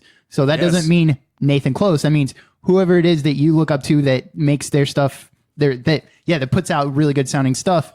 Well, that's strong on your behalf too, though, because that's like admitting like I can be better at this, and until I am, let's get the guy that is. Yes. Yeah, like And even admitting a then- weakness is a huge step forward because now you're not damning yourself with like the next failed thing. You're like, I'm going to get better. I'm going to work on this on my own time, and then when I am as good as he is, then now I'm a powerhouse. Yeah. You know. But even then, I don't ever want to get to that point just because it is such a huge thing having that extra set of years after me. Man. Like, yes. And it helps me a lot be more confident, make decisions more confidently in the mixing process, knowing that there's going to be a check after me to balance out what I. How often are you sending mixes back to your engineer, like through a workout of an album? Are you doing it every song, or is it like a collective? I haven't even had a chance to do like a whole bunch record? with them. Yeah, because basically everybody that I've talked to since I started doing that is just like, no, we don't have the budget. Yeah, and right. so it's the talk of like trying to convince them of why it's so important. And do you think in the age of go, go, go, and this is a pretty poignant question, I think. It's a fair question this day and age. In the age where everything has to happen instantly, is letting a band know that waiting even just a week or two for like the next paycheck cycle to add in that extra $50, $100, whatever it is, like that 50 to 100 to even, let's even call it $500. It's worth all the wait because you can keep making Facebook videos. You can keep making, send me a stem. Let's put out a little snippet of tease. You can prolong how a release forever. You know, there are bands that are like, it's coming out next year. 2 fucking years later. 2 years from tomorrow, it'll be 2 years away. It's like, I'm having to learn that myself recently. Like, give it time, let it breathe. Put out the product you want, not the product you're rushing to have. And just because you're working on new music doesn't mean that you need to announce it immediately and set a release date for it, because you can finish your album, get it back, and have the final masters in hand, and then decide when to release it and come up with an actual marketing. And that's honestly when it should happen. Yes, 100%. We haven't even made the fucking record yet thing. I had to learn that lesson this whole year, actually. It's a very good lesson. I should have just made the record, and then when I had it done, which it just got done. Yeah. Then now we should be working on what we worked on a year and a half ago. That's something everybody does, especially starting out and stuff. We did the exact same thing. I'll never do it again. Man. Like, I know I just said we're doing a single, but that's just a single. I don't care. It's just a single. It's and like, you haven't announced a release date for it Not yet. even close. We have no fucking clue. So that's like, oh man, we're September 1st, new My Hands to War song coming out. You heard it here first. It's like, hey, we haven't even written this I would song literally shit on myself if that's the date they sent. To piggyback on that, it's very, very important to set deadlines for yourself. True that. And, this band. And having friends to like hold yourself accountable on that is great. Having friends that make you learn a whole bunch of other shit. Wink. Are you talking about me? Yeah. So you're having to learn a million things at once, and some of which are way out of my pay grade. Well, first of all, you don't get paid, so wow, I'm just kidding. Fuck. I'm Did just I just joking. get lit on fire on my own podcast? Are you talking about the cover show? Is this out by then? It'll be out the week before. Who cares? We might announce. No, let's don't do it. We might announce early. No, I mean, let's don't do it. I'm not messed up about the chat. referencing it. The chat wasn't good enough. We need we need closure. I was chiming in, but no one seemed to care. I saw all the little bubbles. No one ever cares. Did you see that? I saw like 12 little. That's every time I send anything. It's like, okay, cool. Everybody read it, and then no one gave their own like 2 we had that cents. conversation yesterday about Yeah. I'm not gonna repeat what I said, but yes. Secrets are fun. Wait till next week, everybody. Which kind of just sort of gave it away. I'm but tired of secrets. No, I just saw a post. Someone was referencing another, like wanting to do one, and I was like, hey, I already have this in the works. Please don't. Oh, I don't know about the same day. Something did get released same date, and I had I actually oops a daisied earlier and reminded him that there was something, and he was like, "Fuck." No, it's the part that sucks about that is I would love to go to that show.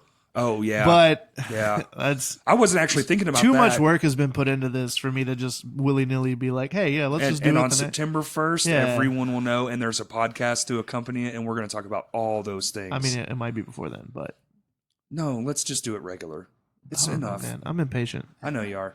I'm very impatient. I've worked way too hard on this. You've been working. I will say that is, and that's. I just want everyone to know. Well, when people see the photos, they're gonna know. They're gonna know why. We're gonna do we're gonna document it this time because last time we didn't. Document what? The process. Document everything. Everything. Thank you. Hey, I thought you meant the show, which I had some conversations about that today too. Which we still have the Vino's thing to document too, which that needs to happen. I'm waiting on a date. You need to figure that out. What were we talking about? I'm sorry, that was a weird tangent. You were talking about being stressed out and having to do multiple things. Oh, we were talking about like release dates. Yes. And bands that will like say, "Hey, we have this coming out December 1st, for example," but you haven't even recorded it yet. Yes.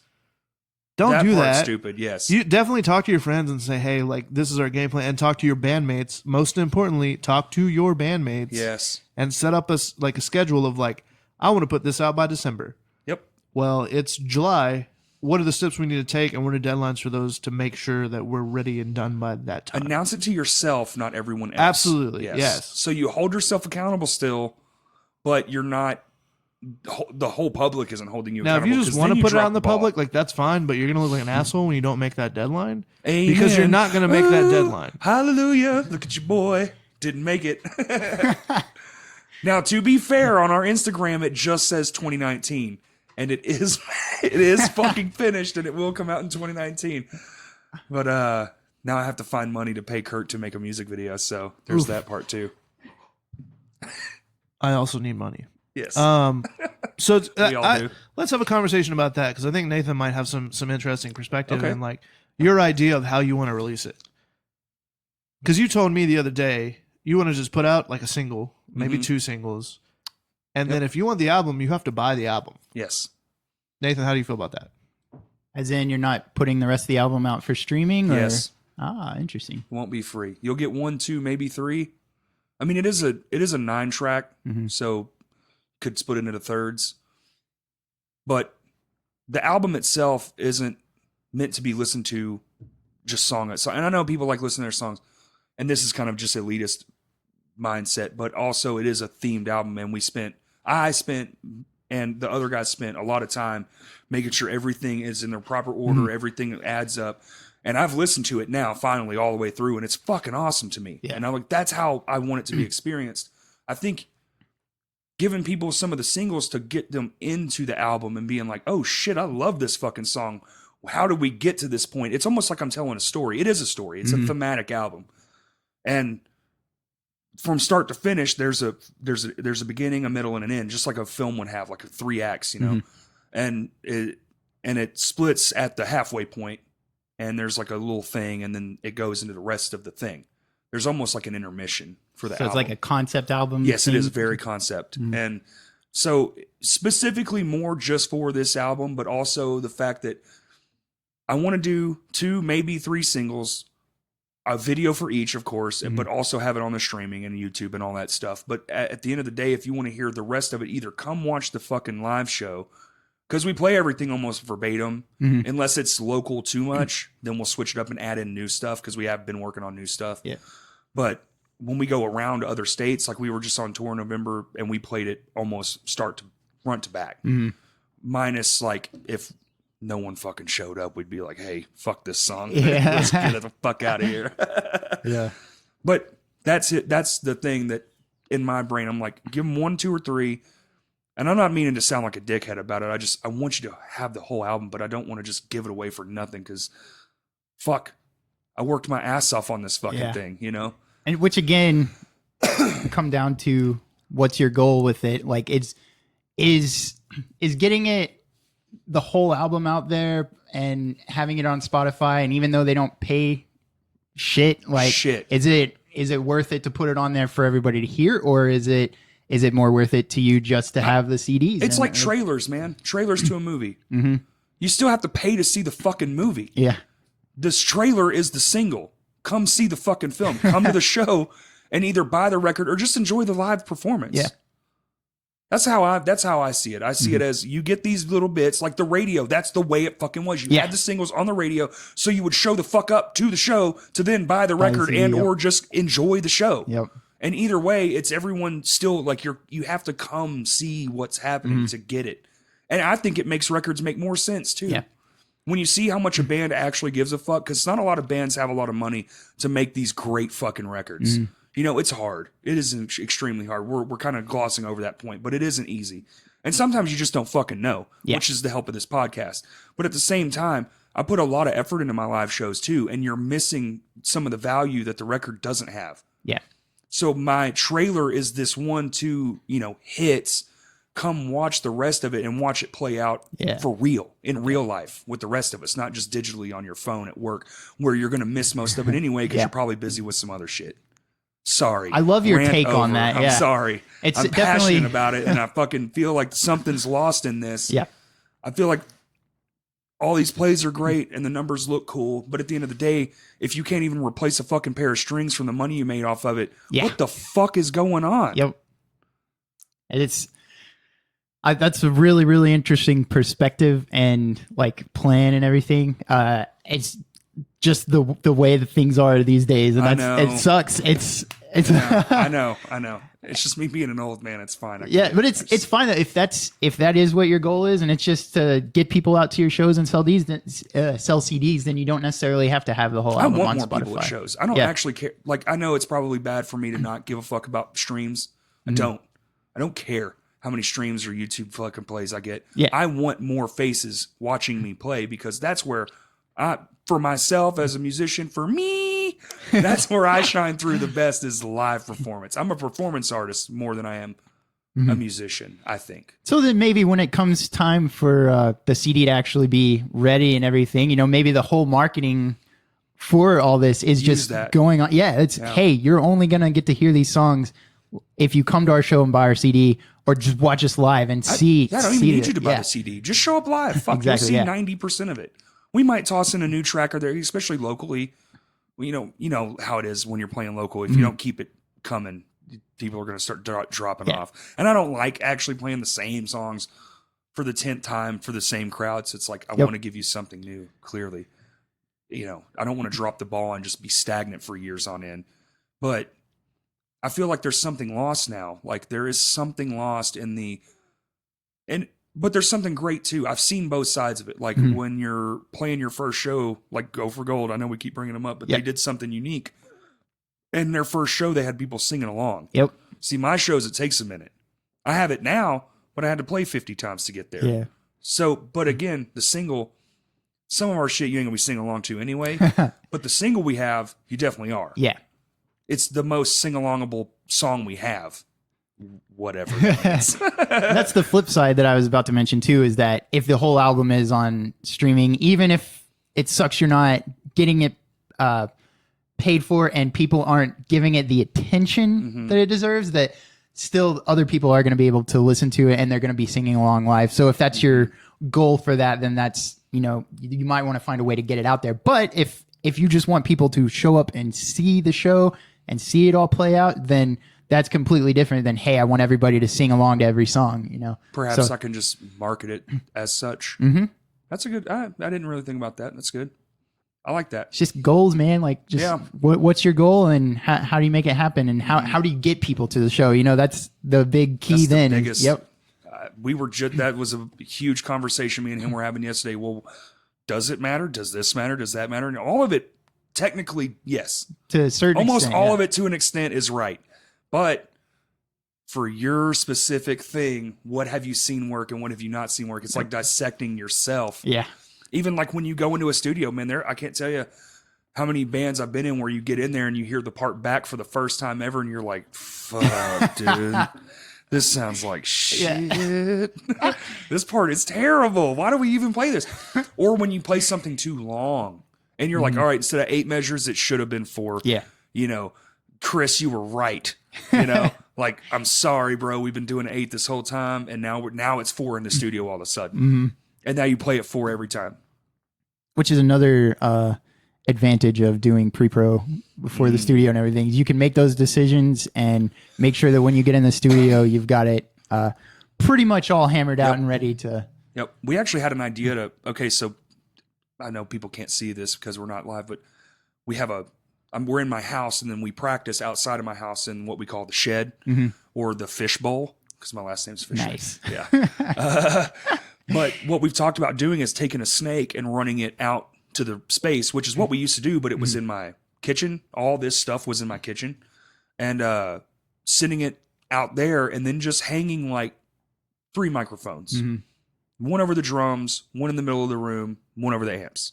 And just every practice, just hit record. Yes. You know? And Yes. really, you could do it with two. Mm-hmm. Just two room mics, one facing the drum set, one facing the amps. Especially for writing. Yeah. We've actually started doing this with our phones. I know a lot of bands are starting to do this with their phones. You know, I could play a new song that we just wrote the other day, and I'm listening back to it now, and I'm like, everything I love except this one part. Yeah. So now I can keep going back to that one part and be like, okay, the note is good, but the execution is shit. Mm-hmm. You know? And now I'm in my own head like, okay, how do we change just this one phrase up? Mm-hmm. And then you can discuss it with the rest of the band too, and everybody can have their input. And which is great because it's a 3-piece band and it's so much easier. yeah, I bet. Damn, there's something dude, my brain gears are is all turning over. too. Yeah. I wanted to get a lot of the nerdy shit out of the way, and I feel like a lot of the information too. Being not like a seasoned musician, but being a young musician, there's a bit of naivety, I guess, naiveness that goes into certain things where just because you watched it on a DVD from your favorite band, it doesn't mean that that's the way it truly is for most people. Yeah. And you know, that was me too, you know, like young, Oh, yeah. watching Same. my favorite, you know, the big bands going to the studio. And then my first studio experience was in the engineer's mom's spare bedroom. Yeah, so was mine. That's awesome. That's funny. Well, I wonder if it was the same guy. Old man? No, this Start with a dude B? was like 18 or 19 Oh, okay. or something. Like, No, this guy was old, taking care of his mom. Oh, so he had wow. to move into his mom's house, and his studio was in there. No shit, it was recorded on ADAT machines. wow. Yeah. Man, that's amazing. It sounded good, though. Yeah. He was good. He was Awesome. really good, actually. Oh, God. Man, I'm like, Yeah, I can see it. I get so like, it's hard for me to like stay on. I feel like I've probably derailed this a whole lot, but It's I don't know. fine. It's fun to talk about all It this other is. stuff. Cause even though like I'm not any authority on any of this stuff or anything, it's stuff that I like to think about. And it's Yep. stuff that, you know, like it's fun to talk with Kurt. Maybe like, he has a question for you. Let's try that. Oh, hello. Hi, how are you? On today's podcast, we talk about gravy. No, we already did gravy. I have plenty of questions and conversation topics, and my mind is blank right now, so I'm just talking Of course. over and over. I love. I was like love it when listening. it I was happens, just too. listening in, and I was like, "This is starting to derail. Like, let me figure something out." And then you put me on the spot, and now I'm just like, shit." Well, we were like in the fucking zone, and then that stupid power shit happened, man, and it happened twice in a row, and Damn. it just like I can't wait to hear it we later. picked it back up though. I like it. Like we've definitely, from what I wanted to get out of this, we got 98% of it out there because like I feel like that's the biggest issue is most people just don't know. It's not that you're an asshole or you're whatever. Most of it really is just you don't know. There's a process, and the process is long and I guess so here's a question I have. Like we've talked about a lot of things that we want to do with the podcast and like goals and things like that.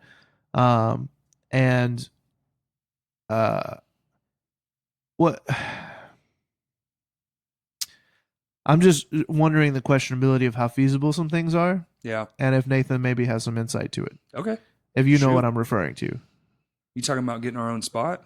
No, just things as far as like so basically like we want to move to start doing like audio tree-ish stuff eventually. I mean, Yes. this will be like a year down the road or something. Like we just had census in. and Yeah. I sort of got it there. I'll actually show you the recording. It's cool. You're an engineer's in the room. I can actually show you what I was able to capture. But here, okay, this is a perfect fucking story. Good. But Good, that Kurt. was something that they pitched that. Like they Yes. were excited about coming on. Oh, and it's they got were a like, custom intro too. Yeah. They sent me an intro that I then spliced with my intro. Oh, hell yeah. Oh, dude, it's the shit. Dude, And this sounds so sick. everyone listening has already heard this. But here's something that happened while they were going. I know how to mic stuff up decent. I know like rules of thumb for that kind of shit. As far as like watching it come into the sphere, I'm not too keen on. I know that just because it's low doesn't mean it's not there, kind of shit like that. There's always compression and boost and all that stuff. But and like mixing I'm sort of okay at, but what I didn't pay attention to was I had a shotgun mic pointed at the acoustic, and on the same I had an XY mic mount, and I just had one turn this way towards the drum. Well, that mic the signal was fucked. So when I go back to listen to it, Josh. Yeah, sorry, Josh. When I go back to listen to it, they're already gone. There's no fixing it. There's no redoing it. And now I'm sitting here like, fuck, man. So I feed in just enough, and then I go through the other channel, the shotgun mic, because it was pointed towards the same direction. You can hear it. But now it's like, okay, I'm watching in the EQ for the bumps, right? The analyzer. And I'm watching for like those frequencies. And so now I'm toying with these frequencies to try to get this fucking tom to poke through. It was like a djembe or something like that, you know, like a dunk, dunk, dunk. And I did my best. It's in there. You can hear it, but it's not like where it needs to be. And I am terribly sorry, Josh. But I mean, yeah, it really, I mean, it's exciting because again, like they reached out and wanted to do that for the podcast. I've had people that want to do their whole band, but I'm like, I'm not there yet. There's not enough, but that's where we want to be eventually. Yes. And then like as it gets to that point, like we can bring in like more video content and photos and things of that nature. But if maybe if you just have any insight into like things that we should be aware of or think about or like look into to help speed that process along, get to a point to where like first of all we can afford to do that, yes. Like, and second of all like it can sound good and like people actually want to, you know, intake that content versus like we're just doing it for no reason. Because like if we do it and it sounds like shit, it's gonna be bad. Like it's gonna be bad. I know that Audio Tree actually, if I'm not mistaken, I do believe it's filmed and then they have like for real sound engineers that spend a lot of time cleaning up. Because dude, all at once recordings, especially the way they do them, that room's small. There's definitely bleed. There's gotta be. There's no way there's not. What exactly is Audio Tree? I've heard of this before. Wow. Audio Tree is a filmed, almost podcast style performance. Like Cassidy's Burn just did one, and basically they do 3 songs, and there's like an intro, and then they do 3 songs, and then there's a moderator who asks them a few questions, fields out some questions, and I believe it's been the same team since they started. Yeah. Now their quality has gotten like through, like they got like 4K cameras, everything's crystal clear, it looks great. But even after the fact, and then they play 3 more songs, and then there's like a little outro, and then it's done. So it's like a live performance, but sort of podcast style, but on film. We want to get to there, but like say we have a whole band in here, and it's like, okay, perform a song. I think our goal is more like a song. So it'd just be like a basically tacking it on to the podcast, like, right. Hey, here's this band, and then here's the performance. But we only have. It would be that, but like it might be that, but it also. It might be that, but it also, I think mostly what it would go to is like, I mean, like extra YouTube, content. Like video content, like something that we can use to help promote those artists further. And like, obviously, like Corey interviews more than just musicians. Like it's all over the place, and we're trying to expand and do better and do more and figure out like, okay, cool. Like, can we get you in? Like, is this going to be an interesting conversation? Like that kind of thing. But I mean, obviously that's where both of our passions lie. Like, I'm not a musician. I don't know shit about audio engineering, but I love being a part of that realm and like that spectrum and doing what I can to help push those people forward. So it's like, cool. How can we, like, I think we've already gotten to the extent of what we can do with the podcast per se, like just the, as long far as the form audio, conversation. And I mean, obviously, like there's still a plethora of people that we need to talk to and have on and things of that nature, and we're working on that. Yep. But how do we expand on that? Like, for example, say like we have Go for Gold or Past Comfort or Census or whatever back on because they have something cool going on or whatever that looks like, or we just want to catch up. How can we make that different? Like, how can we expand on that conversation so that we have more and unique content? Like you came to the 1-year anniversary party. And like my thought process with like having bands do like acoustic sets, like these are like rock bands, like emo, like shit like that. Just having something different and unique that you weren't getting anywhere else. So how can we create that, but like on a more consistent basis? Consistency would be the key. And And efficiently. you only have a week. Audio tree takes like a week or 2 to 3. We can work on the schedule. I mean, that content doesn't necessarily have to be available when Same the day. podcasts come out Yeah. or anything like that. But, I mean that, yeah. So I don't there you know. go. If you had- Just insight. I don't know. yeah. But Audio Tree basically it's a live, like in studio, like just a band playing in a room. They record Right. it all live. They film it all. They stitch it all together and throw it out there. And it doesn't have to Yep. be that large. No. But that's something that we've been discussing and Mhm. bouncing around and trying to figure out how to pull it off. And obviously, like the quicker we figure that out, the quicker we can start doing it and help Yep. highlight these artists in a better way, versus just them talking into a microphone for 6 hours. Yeah, and clearly more free time would help. But if you were, that's a great question. If you were an engineer, if we asked you, hey, come down and help us get this thing going, like we need input from another mind, like bring in a few people probably. It's like we have a space. Our main goal right now is to get a space so we're not in my fucking bedroom. But, after that, the idea of having a space and then a shoot space and a live space, if we were to call you in, what would be some of the things that you're looking for? Interesting. First is, I would say figuring out if it's going to be acoustic or full band. Like let's say full band. Full band. Yeah. So, because acoustic, if you prepare for a full band, acoustic's no problem. Yeah. Yeah.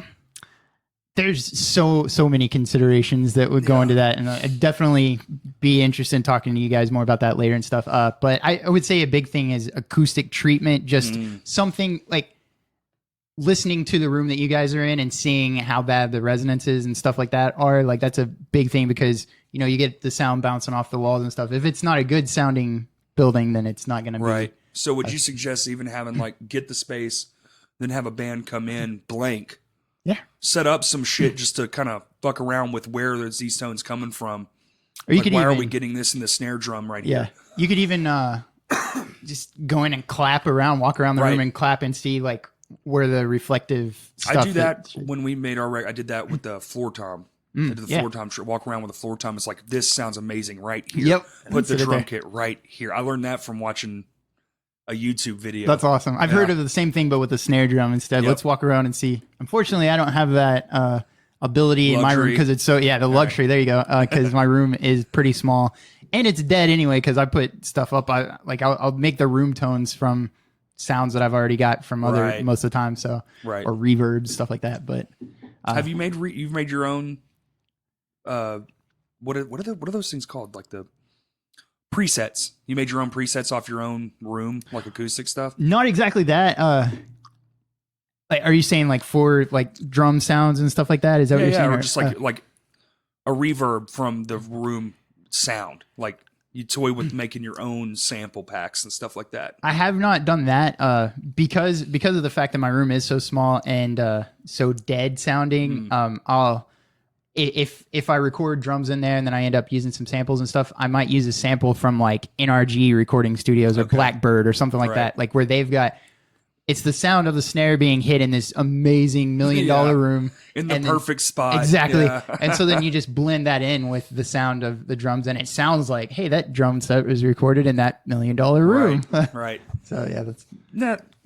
I feel like there will be not a lot of room for error with something live. That's my biggest fear. It doesn't have to be perfect. No, it doesn't have to be perfect, and I agree with that. And that's actually part of the beauty of that is even in the Audio Tree, the As Cities Burn one, he misses some notes. Like it's very noticeable. And you're like, but I like that because that's human. Exactly. It makes it more human. Like human error adds... I'm not trying to listen to the record. If I was, I would listen to the record. What, the new As Cities Burn record? No, I mean like when I'm watching something like that, I don't need it to be absolutely perfect. No, I don't either. It doesn't have to sound like the record. Now their audio quality is crystal clear. I will, for the size of the room, it's pretty impressive. They set up basically like a band would, kind of in line, but there is some space. They have some room to separate theirself. After you guys explained it to me, I think I have seen that before. Couch Jackets did it, didn't they? Yeah. Yeah, they did an Audio Tree performance. That's awesome. It's awesome. Definitely have to look into it because that's really cool. Other than that, I would say the majority of this stuff, and goes back to what we were talking about with recording and everything, and the conversations that I'll have with bands before we start is figuring out the goals for that particular thing. We probably need to have a lot of upfront conversations. And bring your best shit. Don't bring the shit you're kind of working on. Like, bring a song you've played 1,000 times. That way, you're kind of like, all right, here's a hole that can happen. Let's do as much as we can to plug that hole before we even get. Like, there's a hole in the wine barrel. Let's plug it up before all the wine spills out. Kind of, It's a terrible analogy. No. They use like liquid analogies in audio all the time. It doesn't have enough of that watery vibe, man. I don't think I've ever heard that one. I use gravel just came up a lot. With that. Gravel, yeah, I've heard gravel. I need gravel. I need more gravel, especially vocal tones. Yeah. Spit. I need that gravel and that spit in the vocals. Oh, go out in the parking lot, sir. There's a handful of gravel you can swallow. Yeah, man. Yeah, there's a lot of that stuff. And audio engineering for myself, for me, has been a long road, and I'm not even anywhere near what I consider good. But I might be just hard on myself, but I just like, no. Like, I did that one, and I was like, I shouldn't be the one doing this. Plus, if I'm closer to it, I'm definitely not vibing, right?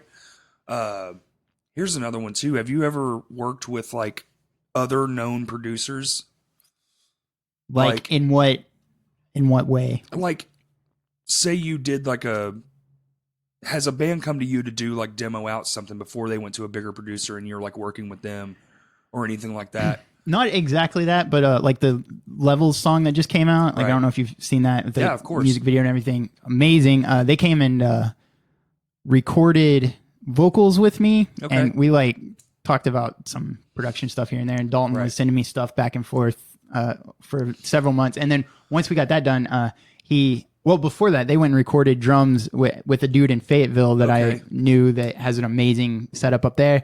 Then we did the vocals, and then he sent it all off. He recorded guitars and everything at his place, Dalton. Sorry, I don't know if I said Dalton or not. Yeah, you did. Okay. And then sent it off to Jeff Dunn, who's worked with like Amir and like all these other like heavy bands. And so it sounds amazing. That's oh man, like, since I don't know if you ever saw, me and Dalton did a cover of a Stained song like several months ago of It's Been a While. I did. And that was actually one of the first times that I've done like a collaborative mixing thing. Me and Dalton did that together. And so like we both did our own mix of it after we recorded it. And then it was basically like, hey, I like the guitars and yours better. And then he was like, oh, I like the snare drum and yours better. And so then you're mixing we're just exactly. Whoa, so okay, it's really cool. So he sent me stems of like the stuff that he thought he did better, and then I mixed that in with my stuff and then made some tiny adjustments to make them fit. And that was like the product came out way better than the sum of its parts in that situation. Like, collaboration is huge. Key, man. And again, that's comes back to bands recording and mixing and mastering their own stuff. Like, it's just, even though you might think it sounds great, like, get some other ears on it of somebody that you trust that is ahead of you. And it might, who knows? It might actually be amazing. They might just be like, hey man, you're doing great. But I think that's a massive, important, that is, if anybody learns anything from this podcast, get somebody else. And honestly, that's not even familiar with your shit. Yeah. Because to me, the best person who's going to be like, why, or hey, what about this, would be the guy who's kind of just figuring it out for the first time. Like, not figuring out what to do, but figuring out, like, hearing your sound for the first time. And just a completely unbiased ear. An unbiased ear. That's a great one. Something with that also, like, and this is, I'm off topic from what we were just talking about, but with, say, not wanting to hire someone to either record or mix or master because of money things. It's like, I think that ends up being a failure on maybe, say, like, if a band decides they don't want to work with me because it's too expensive or something, that might be a failure on my part of showing them what the difference is and what they're actually going to get out of it. Because,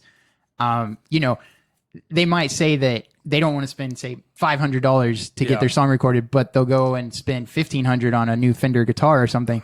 So obviously, like, there priorities. Exactly. Yes. And so it might be an issue where it's just their priorities aren't where they say they are, new tattoos, new video games, cigarettes, energy drinks, blah, blah, blah.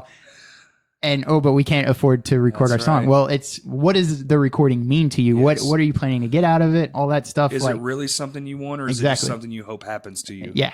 And if it's something that you really want, then it's not just something that happens to you. It's something that you have to pour into if you want other people to want to pour into it as well. That's it for all of it across the board. Yeah. What do you want out of your live show? Well, if you're just going to stand there and be boring as hell and do nothing and the music's not exciting, well, guess what? No one's going to come. Yep. I think that's people ask what the secret sauce is. That's it. Just give a fuck. Yep. And it's going to show the things you don't give a fuck Hello, about. Sorry to interject again. People will only give as much of a shit about your show and your band and your music and whatever you're doing as you do. It's a very simple concept. It's simple. It is simple. It's hard to grasp, though. Also, I've said this way too many times to way too many people. Just sitting there fucking complaining like, only 20 people showed up to our show at Vino's. Okay, did you promote it? Yeah, I put a Facebook post out. Yeah, I paid them $10. Did you promote it as hard as like? Were you as excited about this show happening as you would be if your favorite band was going to play? Right. Yeah, promote it as if they were. Promote it as if like the biggest band in the world you could ever think of, and you're the biggest fan of them, and you want that room as packed as possible for them. And you're why are you not putting forth the same effort for your own band? Mm-hmm. Like so many people get caught up, and you do the same thing all the time.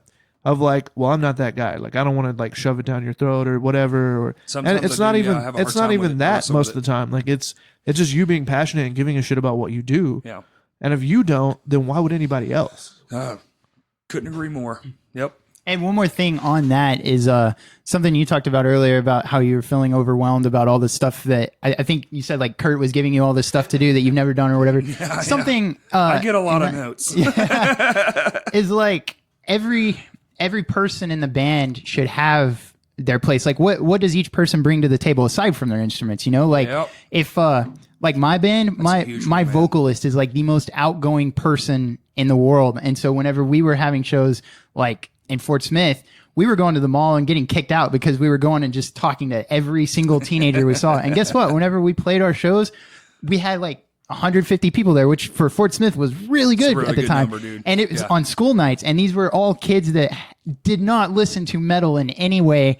And they were not even, would never be interested in our music. Never. But because we as people reached out to them and made the connection, like Kurt was saying earlier, is they showed up on a school night with a show that they would never go to a local show ever. Yep. And it's because guess what? Our singer was a super outgoing person, so he put that out for our band.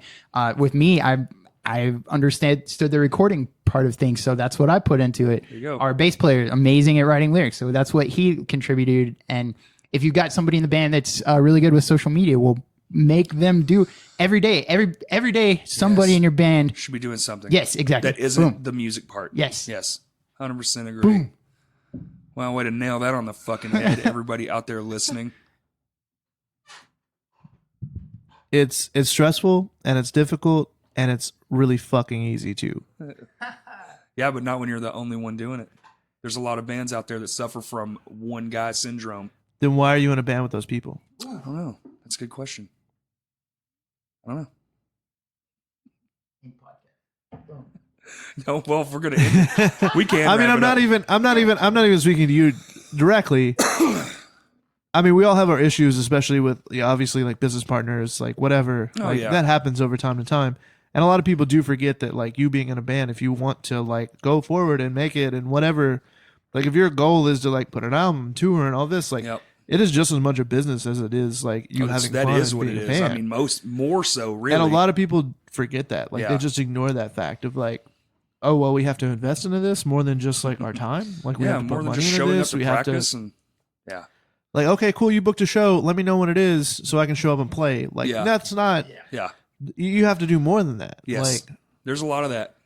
Which I'm trying. Like, I'm trying to help nail that into your brain. Not your brain, but like people's brains, especially with this upcoming show that we're working on, which I've already mentioned. So I mean, I can just say it again, the cover show. But stop saying it.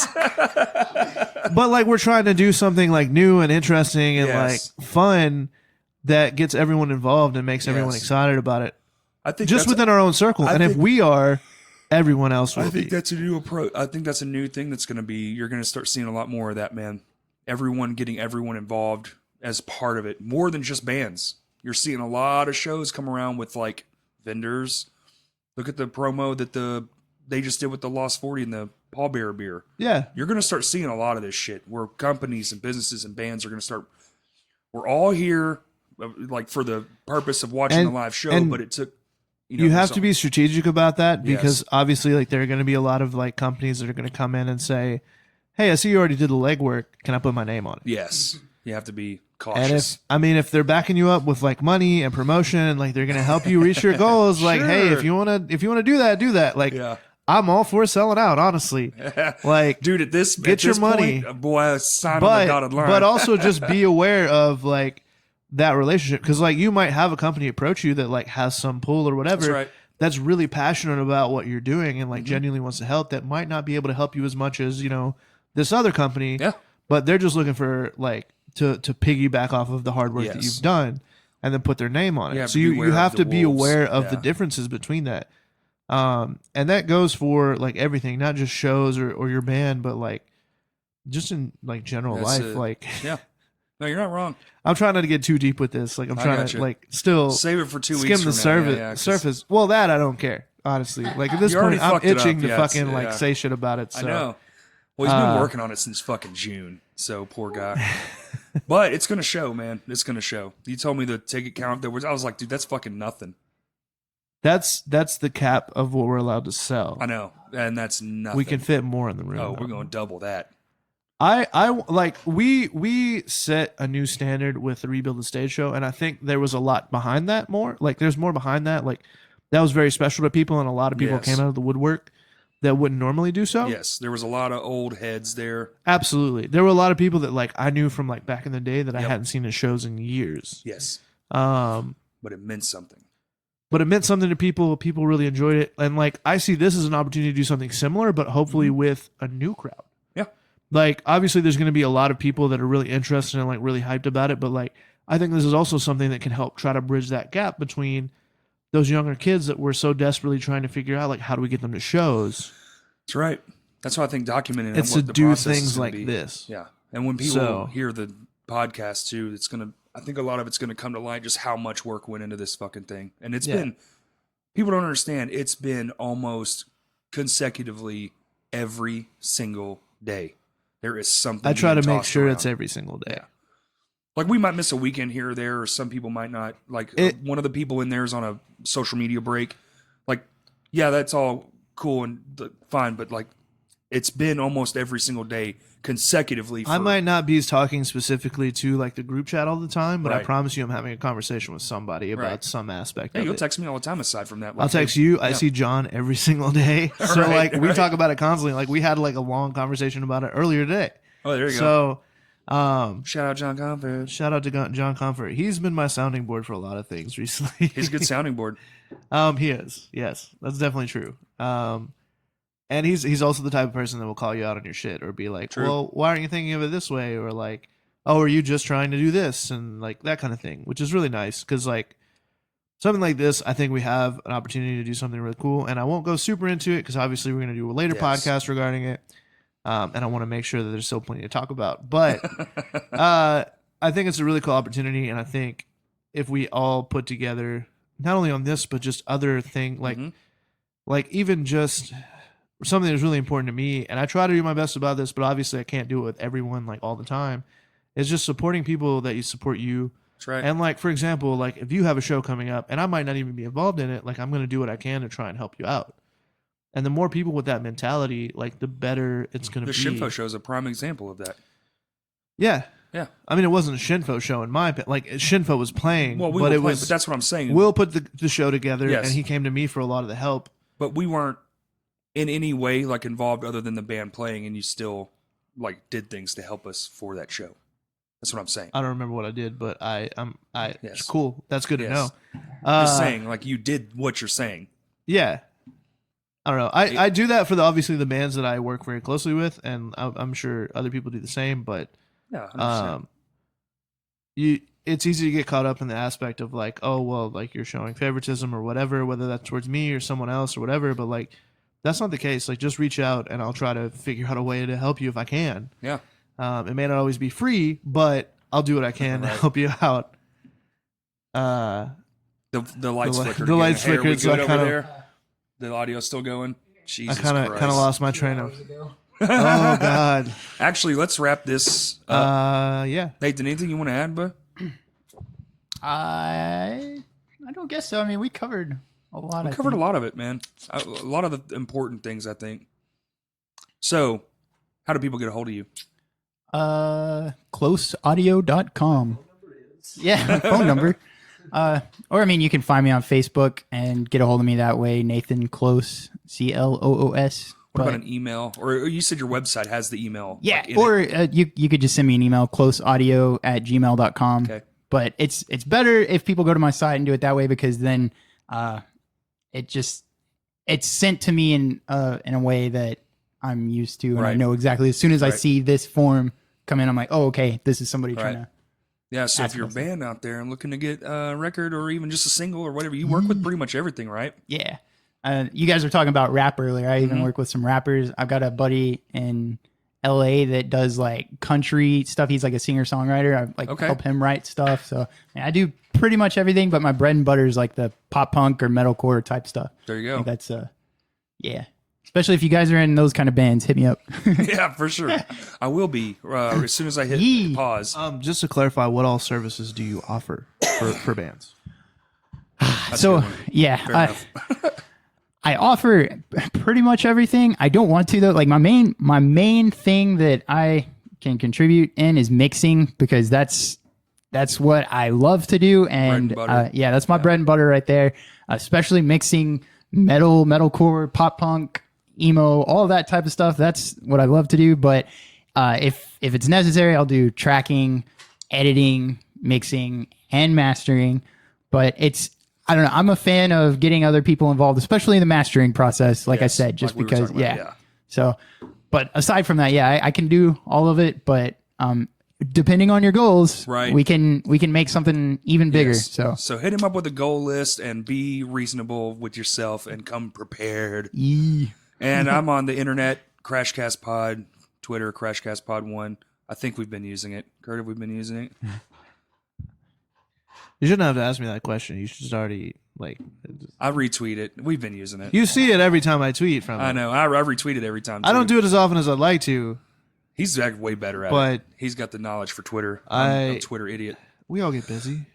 Okay. A Twittiot? Twittiot? Damn it. I don't think that actually got on microphone. We're going to have to cut that part out. Nope. Twittiot. Don't. You stumbled over yourself a lot. Twittiot. This is hard. All right, everybody. Thank you for listening.